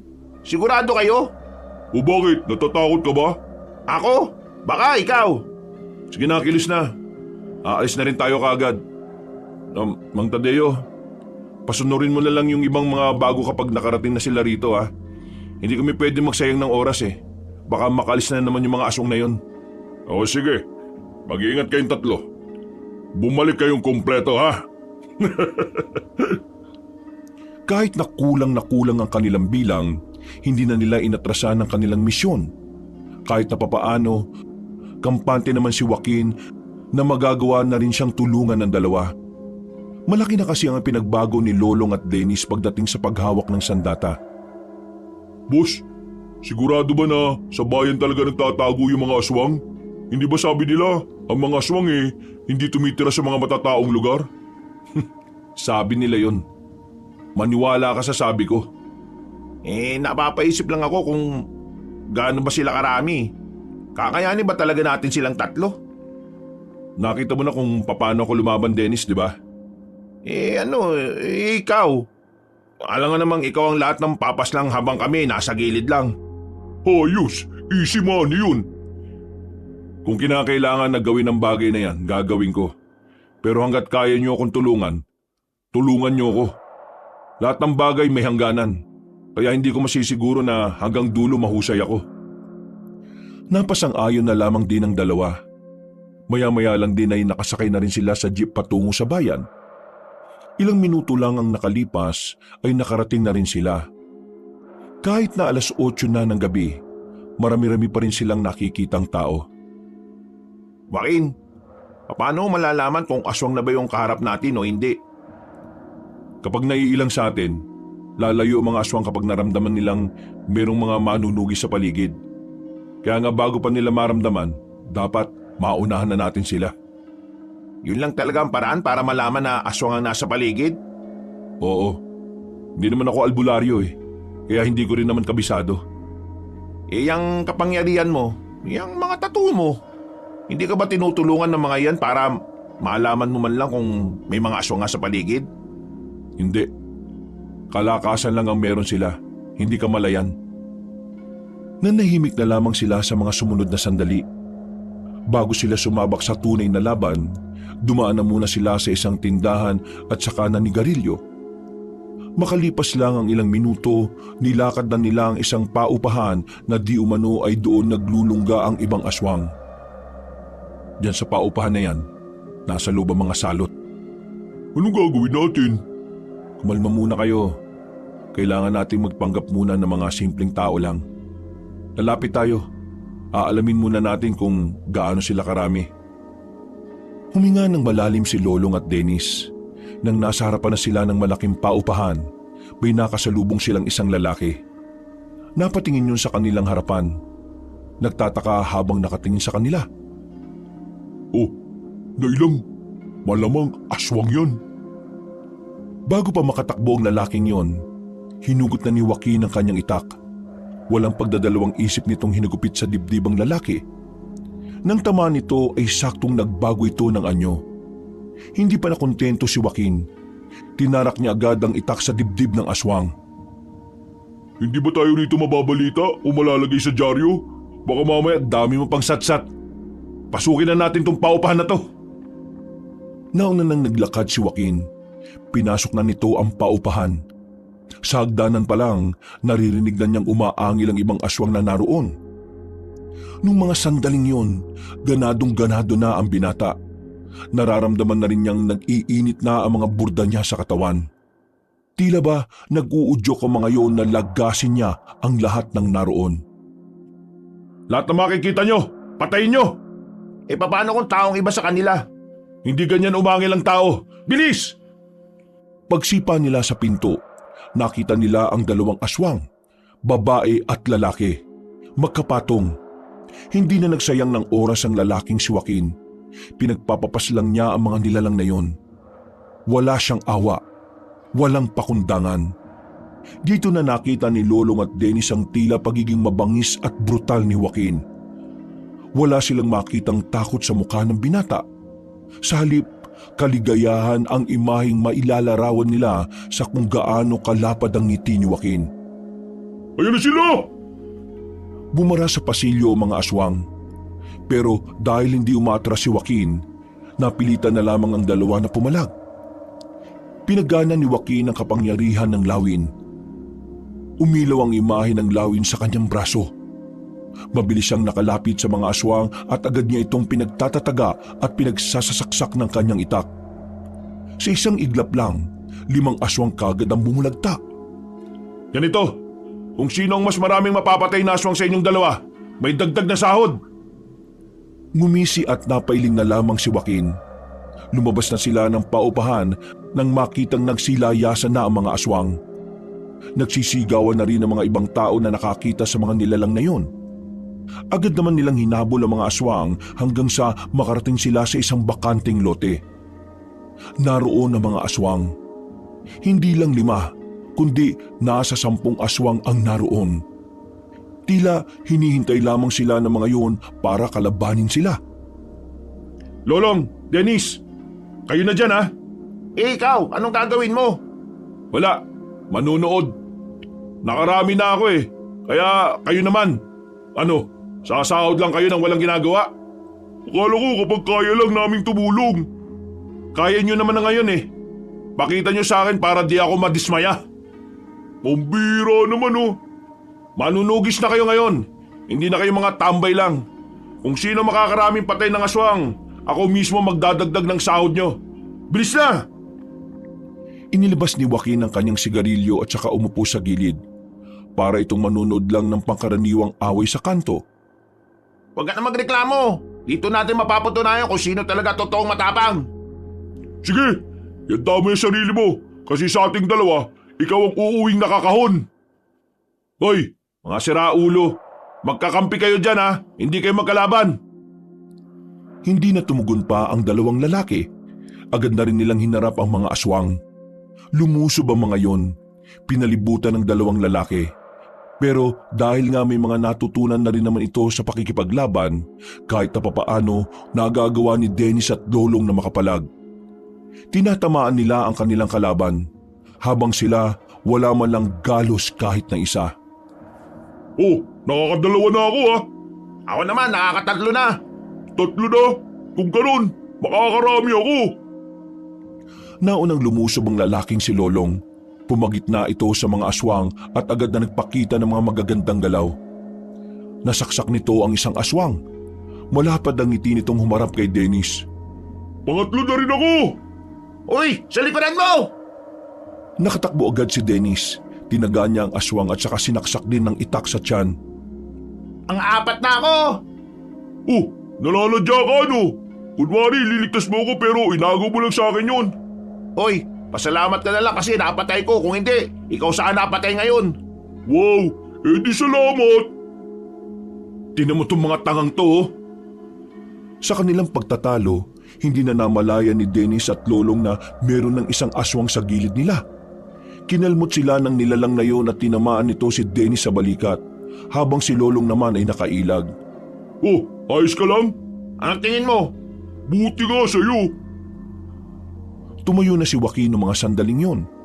Nararamdaman niya na wala ng patutunguhan ang ginagawa ng dalawa. Kaya naman hindi na rin siya nagsayang ng pagkakataon. Pinagana naman niya ang imahe ng ahas sa kanyang kabilang braso. Humaba ang kanyang kuko. Isa-isa niyang pinagkakakalmot ang mga aswang na yon.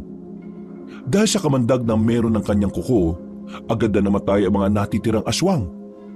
Nagkulay itim ang balat ng mga yon nang dahil sa laso na meron ng ahas. Ang daya mo naman. Akala ko ba magpaparamihan kami ng mapapatay? Inubos mo eh. Para kayong mga tanga eh. Magkakampi kayo pero nagtatalo kayo sa gitna ng laban. Kung hindi ako nakialam, halaunan matatalo kayo ng mga mabababang uri ng aswang na yan. Pasensya na. Walang magagawang pasensya na yan. Sa susunod, ayoko ng ganun ha. Ikaw naman kasi, imbis na wala kaming pagtatalunan, sinabi mo pa na magparamihan kami ng mapapatay. Nagkaroon tuloy kami ng dahilan para makipagkumpetensya sa isa't isa. Oo nga naman. O sige, sa susunod, hindi na. Kaya gusto kong umayos na kayo ha. Mas malalakas na aswang na ang pwede natin makalaban sa mga susunod na araw. Ito mga aswang na to, tauhan lang sila ng mga pinapadali ng mga kliyente natin. Inisa-isa ni Joaquin kung meron pang buhay sa mga yon. Nang masigurong lahat ay hindi na humihinga, nilisan nila ang lugar na parang walang nangyari. Kinaumaga na nila nalaman na ang paupahan pala na yon ay para talaga sa mga aswang. Mga aswang lamang ang naninirahan doon at ang mismong may-ari ng paupahan ay aswang din. Sa natuklasan nilang yon, nababahala si Joaquin. Isang patunay lamang kasi yon na ang mga aswang ay nagiging kampante na rin sa lipunan ng mga tao. Ibig sabihin, unti-unti na silang gumagawa ng hakbang para masakop ang mga tao. Umuwi na lamang sila sa mansyon. Wala si Mang Tadeo nang dumating sila roon. Kaya naman, kanya-kanyang asikaso na lamang sila sa mga sarili nila. Makalipas ang ilang minuto, makakasama silang tumambay sa balkonahe ng mansyon. nagkakape. Tamang relax matapos makipagpatayan sa mababangis na nilalang. Di mo naman sinabi sa akin, boss, na may kapangyarihan ka pala. Sa pelikula ko lang napapanood yung mga ganyan eh. Angas mo, boss, ha? Huwag mo nga akong tinatawag na boss. Hindi ako amo rito, no? Pero ikaw ang pinakamalakas eh. Angas mo kaya? Paano ka ba nagkaroon ng ganyan? Nakwento ko na to kay Dennis. Sa kanya mo na lang tanungin. Uy, Dennis, sabihin mo naman sa akin, oh. Tsaka na, natamad ako magkwento. Walaan mo na lang. Ikaw talaga kahit kailan, wala kang pakisama. Ikaw yung walang pakisama, no? Baka nakakalimutan mo. Tagal mo akong binubuli, ha? Ano ka ba? Tagal na nun, no? Humingi na nga ako ng tawad sa'yo eh. Di ka ba maka-move on? Wala akong sinasabi na pinatawad na kita, no? Hoy, kayong dalawa, magkakampi na kayo mula ngayon. Magkasama na kayo sa trabaho. At tandaan nyo, hindi lang natin to ginagawa para sa pera. Ginagawa na rin natin to para sa mga taong mahal natin at sa mga taong pilit nating hinihiwalay sa kapahamakan. Ang mga aswang na kinakalaban natin, sila ang magiging dahilan kung bakit magkakaroon ng kamatayan sa baryong to. Kaya kayong dalawa, sanayin nyo ng tingnan ng mga sarili nyo na bilang magkakampi. Kalimutan nyo na muna yung nakaraan. Saka na kayo magsuntukan kapag tapos na natin ang problemang ito. Joaquin, tatanong ko lang. May ideya na ba kayo kung sino yung tinuturing na pinuno ng mga aswang? Sa dami na ng napatay at nanakawan nilang mga negosyante, malamang sa malamang mahihirapan kaming malaman kung sino siya. Iba ang galawan ng aswang kapag may pera. Sinasabi mo bang nagkakaroon din sila ng koneksyon sa mga matataas na tao? Hindi malabo. Kaya nga hindi ito magiging madali. Lalo na ngayon, 3 pa lang tayong lumalaban. Wala pang ibang inaasahan natin na makakasama natin. Alam nyo, sa totoo lang, duwag talaga akong tao eh. Kaya ako naging bully kasi yun yung paraan ko para itago kung gaano ko kaduwag. Kaya nga ngayon, kahit na iniwan ako ng mga barkada ko sa labang ito, hindi ako matras eh kasi gusto kong malagpasan yung kaduwagan ko. Unang tingin ko pa lang sa'yo, alam ko na ikaw yung tipo ng taong hindi makakapalag sa mas malakas. Pero hindi kita tiningnan bilang mahina ah. Tama yung ginagawa mo.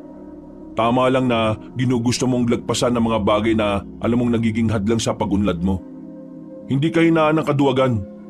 Ang kaduwagan ay isang parte ng buhay ng tao na maaaring maging daan para malaman mo kung gaano ka katapang. Walang matapang na matapang kaagad. Minsan, sa buhay nating lahat, naranasan nating matakot. Naranasan nating panghinaan ng loob. Pero alam nyo kung anong mahalaga dito?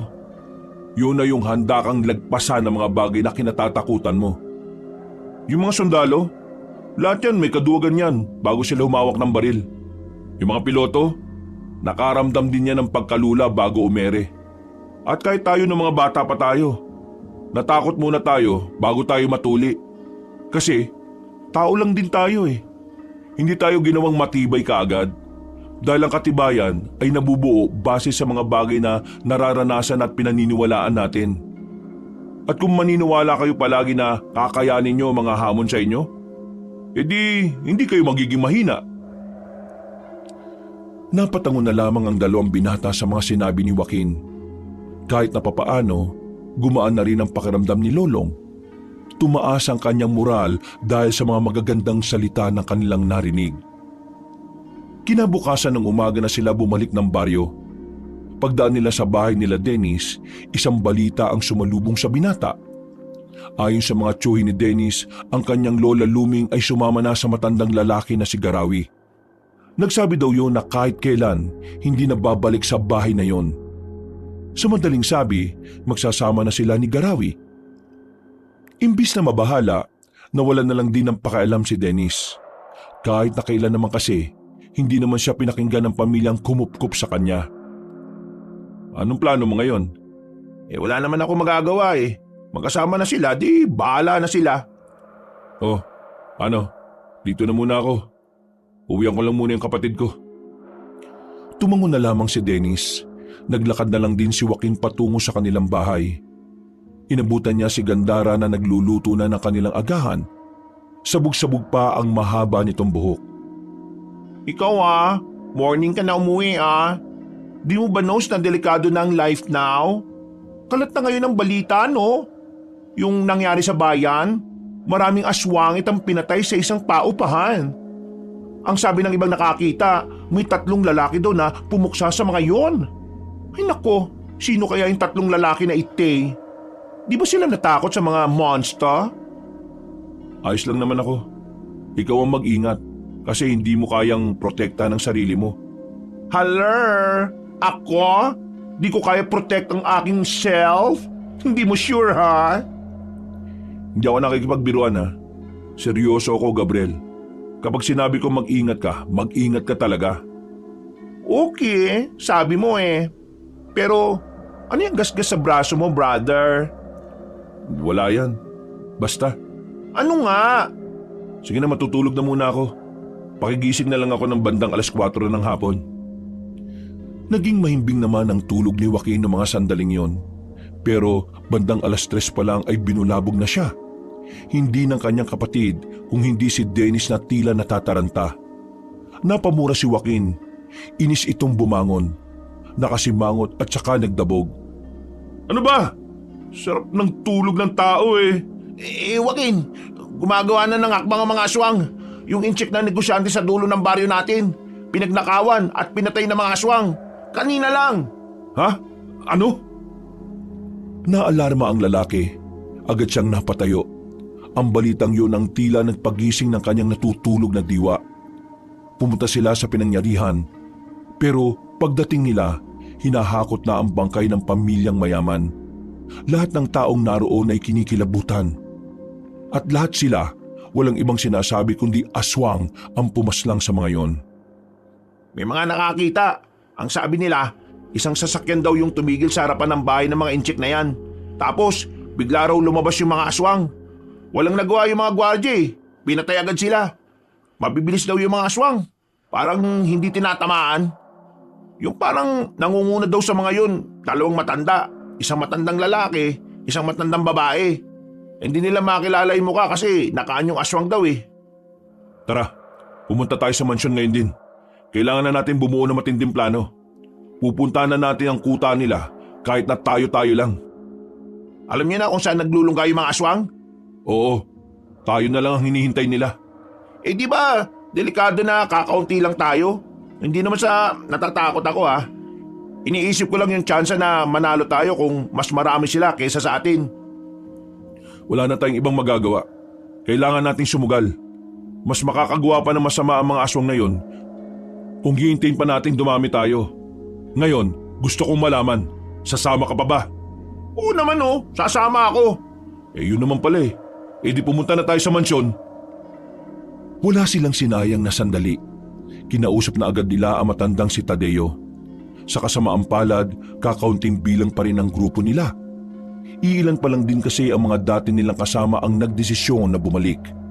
Habang ang iba naman ay hindi na talaga nagpakita. Ganun pa man, bumuo pa rin sila ng plano. Kailangan na nilang kumilos at ang mismong araw na yon ang kanilang magiging simula. Sigurado na ba yung plano? Mamayang gabi na talaga tayo atake sa kuta ng mga aswang? Oo, wala na tayong dapat palagpasin pa. Samahan na lang natin ng dasal mamaya na sana huwag kang mamatay. Ano naman to? Para mo na rin sinabi na sana mamatay ako. Gaulong, mamaya. Isang tabi na muna natin kung ano man yung problema natin sa isa't isa Gusto ko magtrabaho ng maayos sa laban. Wala namang problema sa akin. Ikaw lang naman yung masyadong aray ko. Nagsimula ka na naman Maayos na kayo. Maglalakbay na tayo. Hapon pa lang Malayo-layo yung kinaroroonan ng kalaban natin. Akala mo ba sa norte lang? Oo, may kuta sila sa norte. Pero lagpas pa doon, meron pa. Nasa dulo ang mas malalakas. Kaya dapat handa kayo. Sige na, magsiayos na kayo. Maya-maya pa'y inihanda na rin ng mga manunugis ang kanilang mga sarili. Makulimlim na ang hapon nang umalis na sila sa mansyon. Wala pang 20 kataong kanilang bilang. Sumama na rin sa kanila ang matandang si Tadeo. Naalala ko nung araw, pumapas lang kami ng mga aswang pero walang binabayad sa amin. Ginagawa lang namin yon bilang libangan. Hindi ko inakala ngayon na ang mga aswang na ito ang magpapayaman sa akin. Kailan ba kayo nagsimulang kumita sa pagpasilang sa mga aswang? Nung isang beses na meron akong iniligtas na mayamang matandang babae, binayaran niya ako ng pera. Tapos doon ko na naisip na pwede kong pagkakitaan ng pagpasilang sa mga aswang. Ayun, nagsunod-sunod. Hanggang sa magkaedad na ako. Naganap na lang ako ng mga tao na pwede kong turuan at gawing silang tao. Isa sa nakilala ko itong kaibigan yung si Joaquin. Basagulero ang isang yan. Lahat ng makita niyang hindi niya gusto, binabasag niya ang muka. Basta, wala makapalag sa kanya na kahit na sino. Nang makulong yan, alam ko na talaga na maghahari yan sa loob. Ang iniisip ko nga kapag lumabas siya mas lalo siyang magiging maangas. Pero nagulat ako. Aba, bumait. Mang Tadeo naman, masyado mo naman akong pinapakilala sa kanila eh. Pero, wag kayo. Si Joaquin ang pinakamalakas na manunugis dito sa atin. Mas malakas pa siya sa akin. Kaya nga nang mawala siya sa akin ang dami nang nangyari. Wala na akong may ligtas na kliyente. Buti na nga lang marami akong naipon. Kasi kung wala, patay talaga ako sa gutom. 10 taon ding nawala si Joaquin Ang daming nangyari. Kayo po, kaya niyo pa po ba talagang lumaban ngayon? Mang Tadeo, sinasabi niya yata na matanda na kayo. Hindi, sinisiguro ko lang ang kaligtasan niya, no? Wala namang problema. Pero ang totoo, hirap na rin ako gumalaw. Pero kaya ko pa naman. Gusto ko rin namang masubukan kung kupas na ba ako o hindi. Nagpatuloy ang kanilang kwentuhan hanggang sa makarating na nga rin sila sa bungad ng tinatawag nilang Norte. Ang lugar kung saan bibihira lang ang makikitang tao na naninirahan doon. Dahil na rin sa mga usap-usapang pugad yun ng mga aswang, bumuntong hininga si Joaquin. Nakakaramdam siya ng kakaiba.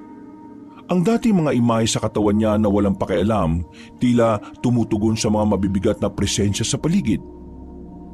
Joaquin, yung mga tattoo mo, kumikinang. Anong ibig sabihin yan? Ngayon ko lang din to naramdaman, pero mukhang nagbibigay sila ng babala. Kung ganon iandaan nyo na ang mga sarili ninyo. Paunahan na lang mamatay.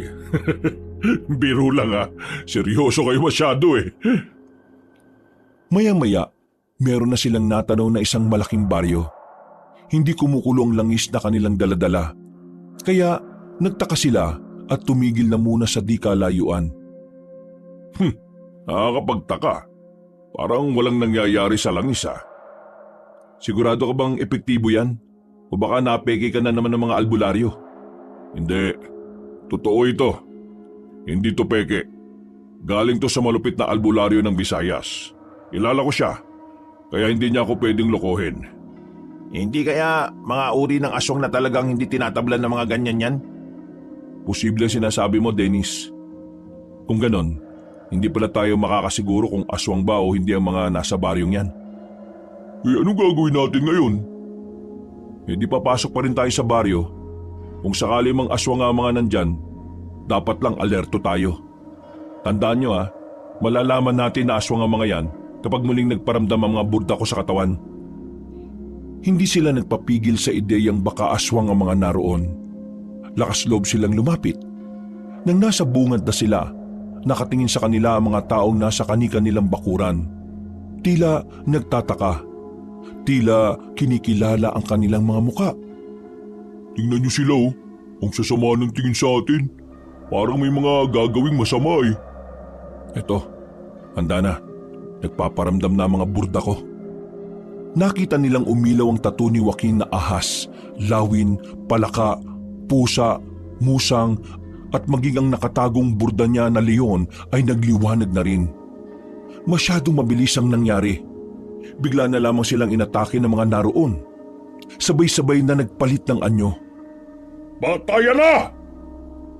Kahit nakakaunti lamang ang kanilang bilang, hindi yun naging hadlang para malagay sila sa alanganin. Sa pamamagitan ng kanilang kahusayan, unti-unti nilang natatalo ang mga aswang. Dumating na sa puntong tila hindi na lumalapit ang mga naroon. Nakakalabang tayo! Huwag kayo maging kampante! Paparating na ang iba! Mas malalakas! Naalarma na sila sa kanilang mga narinig.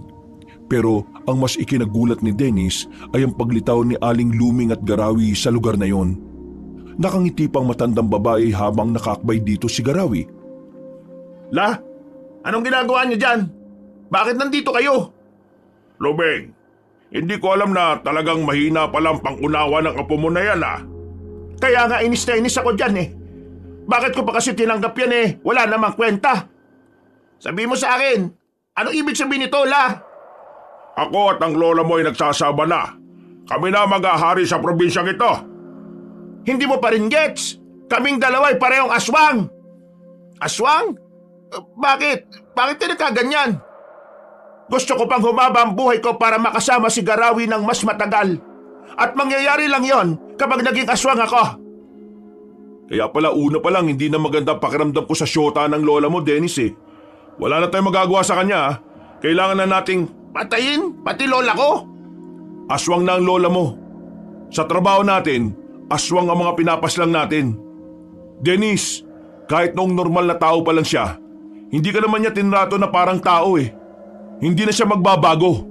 Kung hayaan nating mabuhay ang isang yan, baka perwisyo pa yan. Ang dami mong sat-sat! Bigla na lamang lumundag na mataas sa matandang babae palapit sa kanila. Sa puntong ito, muling sumiklab na ang gulo sa pagitan ng mga manunugis at aswang. Patayan lang ang makikita sa buong paligid. Papatay na kita, Dennis! Total, kahit kailan naman hindi kita napakinabangan! La, makinig ka sa akin! Wala akong pakikinggan sa'yo! Inatake ni Aling Luming ang kanyang sariling apo. Walang ibang ginagawa si Dennis kundi ang umilag lamang. Nang makita ni Joaquin na mapapatay na ng matandang babae si Dennis, gumawa na rin ng paraan si Joaquin. Pinagana nito ang imahe ng lawin sa kanyang braso. Mabilis siyang nakalapit kay Aling Luming. Nahawakan ni Joaquin ang kamay na matanda na may mahahabang kuko. Umalis ka dyan! Walang kahirap-hirap na pinaslang ni Joaquin ang matandang babae. Itinarak niya agad ang itak sa dibdib nito ng 3 ulit. Nanlalaki ang mga mata ni Dennis. Habang ang matandang si Garawi naman ay hindi rin makapaniwala na napas lang ang kanyang minamahal. Namuo ang galit sa puso ni Garawi. Dahilan para magsimula na rin itong makapagpalit ng anyo. Mang Tadeo, Lolong, kayo na sa iba. Ako nang bahala dito sa pinuno nila. Bakit? Bakit mo pinatay si Lola? Gumisi ka na sa katotohanan. Hindi na siya ang lola mo. Kailangan mong tanggapin na hanggang sa mga puntong ito, wala kang halaga sa kanya. Huwag mong sayangin ang buhay mo para lang sa tao kagaya niya. Gumising ka! Kailangan mo... Hindi na naituloy pa ni Joaquin ang kanyang sasabihin nang maramdaman na niya si Garawi sa kanyang gilid. Dinakma siya nito at kinalagkad papasok ng kagubatan. Dahil hindi siya nakapaganda, maagang nabugbog ang kanyang katawan. Sira-sira ang damit niya dahil sa pagkakasadsad. Hindi pa nakontento matandang si Garawi. Pinagsusuntok siya ng marami sa katawan at sa muka. Sa isang iglap lang, matinding galos na kagad ang tinamo ni Joaquin. Nang makakuha ng tamang tiyempo, gegewang-gewang na nakadistansya ang binata. Pinaslang mo ang pinakamamahal kong babae! Magbabayad ka ngayon! Binabati kita! Nagawa mo akong unahan! Huwag ka lang magsalita! Tinanggal na muna ni Joaquin ang kanyang damit. Saka biglang nagliwanag ang kanyang likuran. Ang imahe ng isang leon na matagal na niyang hindi nagagamit. Alam mo bang dapat matagal ko nang naubos ang mga aswang? Ang kaso nakulong ako eh. Tapos ang hirap ang hanapin ng pinuno nila.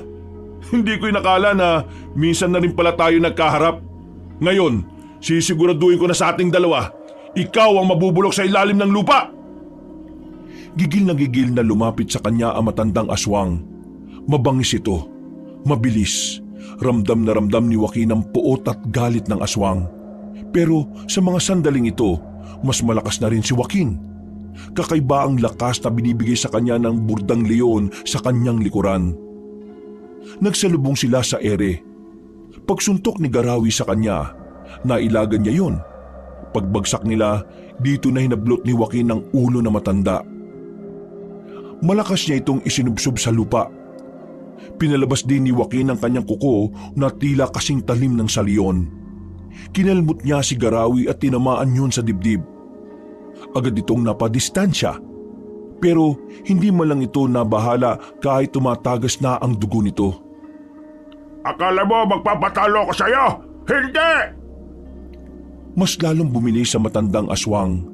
Kumpara sa mga naunang minuto, mas mabilis at maliksi na ito kung kumilos. Maya-maya pa, tinamaan na rin siya ng aswang sa kaliwang braso. Paglingon niya sa likuran, kinalmot din siya nito sa likod. Naramdaman niya ang sakit. Hindi niya may kakailayon dahil napansin din yun ng kanyang kalaban. Kulang pa yan! Kulang pa yan para sa ginawa mong pagpigil sa pagmamahalan naming dalawa! Wala kang karapatang magmahal kung puro kasamaan lang ang ginagawa mo. Marami ka ng pinatay na negosyante. Ikaw ang magbabayad ngayong gabi. Itagda mo yan sa bato! Umilaw ang mata ni Joaquin. Lumabas din ang mga buhok sa kanyang katawan. Humaba ang mga kuko niya at nagkaroon din siya ng buntot. Sa mga puntong ito, ramdam na ni Joaquin ang kapangyarihan ng isang leon. Bago ka mawala sa mundong ito, gusto ko lang magpakilala. Ako si Joaquin. Ako si Joaquin Bordado, ang mortal na maghahatid sa iyo sa impyerno! Nagulat na lamang si Garawi nang biglang makarating na agad si Joaquin sa kanyang likuran. Hindi na nakailag ang matandang lalaki. Tinarak na ni Joaquin ang mahahaba niyang kuko. Hindi pa ito nakontento at kinalmot niya pa yon sa bandang balikat. Sa mga sandaling yon, tila nawala ang angas ng kalaban ni Joaquin. Nabahala ito para sa sariling kaligtasan. Naramdaman ni Garawi kung gaano kalayo ang agwat nila ni Joaquin. Anong klaseng nilalang ka? Ako magiging hatol mo ngayong gabi, aswang. Ihatid na kita kung saan ka man dapat naroon. Mas sumaba pa ang kuko ni Joaquin sa mga sandaling yon. Mabilis itong nakalapit. Agad namang itinarak ni Joaquin ang kanyang mahahabang kuko sa mismong dibdib ni Garawi. Wala nang nagawa ang matandang lalaki dahil sa kakaiba niyang bilis. At sa mga sandaling yon, tuluyan nang natalo ang matandang aswang. Marami itong napaluhod. Hanggang sa napahiga na sa lupa habang sumusuka ng itim na dugo. Hanggang dito na lang ang kasamaan mo. Magpaalam ka na sa mundong ito. Maya-maya pa ay tuluyan nang nalagutan ng hininga ang aswang. Bumuntong hininga na lamang si Joaquin. Bigla niyang naramdaman ng panghihina. Sa paggamit niya kasi sa pinakamalakas niyang burda sa katawan, tila hinigop din ito ang kalakasan niya. Sinasabi ko na nga be. Napahiga na lang din siya sa lupa. Nakaramdam siya ng pagkahilo hanggang sa tuluyan na nga siyang nawala ng malay. Nang magising siya ay nakabalik na sila sa mansyon. Umaga na, tapos na rin ang laban. At ayon kay Mang Tadeo, natalo na rin nila ang mga aswang. Nakabalik naman na ang lakas ni Joaquin ng mga sandaling yon. Kinaya na niya ulit makabangon at makapaglakad na maayos. Nasaan si Dennis? Kagabi pa yun umuwi. Di nga kami kinikibo eh. Saan ka naman pupunta? Kakabalik lang ng lakas mo ha. Magpahinga ka na muna. Oo nga, tsaka natalo na natin ang mga aswang. Siguro naman, ayos lang na magdiwang tayo no? Sige na, mauna na kayo. Kailangan kong kausapin si Dennis. Lumabas ng bahay ang lalaki. Umuwi siya sa kanilang baryo at agad din naman niyang nakita si Dennis na naglalakad. Hinabol niya ito at tinapik sa balikat. Dennis, patawarin mo ako sa ginawa ko ha. Pero sana maintindihan mo na kung hindi ko yung ginawa, ikaw naman ang namatay. Joaquin, di naman ako galit sa iyo eh. Wala akong samaan ng loob. Malungkot ako kasi tama ka eh. Kailangan kong tanggapin na kailangan mawala si Lola. Alam mo, Lola ko pa rin siya eh. Kahit ganun siya sa akin, may pagmamahal pa rin ako sa kanya. Pero siguro nga, may mga taong kailangan na lang din nating kalimutan para makausad tayo. Unti-unti kong tatanggapin ang mga nangyari. Huwag kang mag-alala, kakayanin ko rin naman to eh. O yun naman pala eh. Tara, sumama ka na sa akin. Mamaya eh, may pahanda si Mang Tadeo sa mansyon. Salo-salo. Sige, Gutom na rin kasi ako eh. Aalis na sana ang dalawa nang biglang dumating naman ang Becky na si Gandara. Hinarang sila nitong dalawa. Hoy! Buti naman nakita ko kayong dalawa, no? Diyos ko naman to! Tulungan niyo naman muna, Kes, magbuhat ng bigas. Visit ka, kuya, ha? Di mo naman sinabi na ngayon darating mga bigas na binili mo. Ay, oo nga pala. Tara, tulungan nga muna natin tong taong to. Kailan mo aaminin sa kanya yung tungkol sa pagiging manunugis mo? Kapag nalaman niya, saka ako aamin. Ay wow! Nagkwentuhan pa ang mga person. Hoy, gora na as, no? Nauna nang naglakad ang Becky na si Gandara. Napapangiti na lamang si Joaquin at Dennis. Mula nang matalo nila ang mga aswang, itinuunan ni Joaquin ang buhay niya sa pag-aalaga at pag-aasikaso sa kanyang kapatid. Wala siyang pakialam kung ano ang kasarian nito. Nangako siya sa harapan ng puntod ng kanilang ina na kahit na anong mangyari, siya ang taong poprotekta kay Gandara. Hinding-hindi niya ito hahayaang masaktan ng kung sino, lalong-lalo na ng mga aswang. Wakas,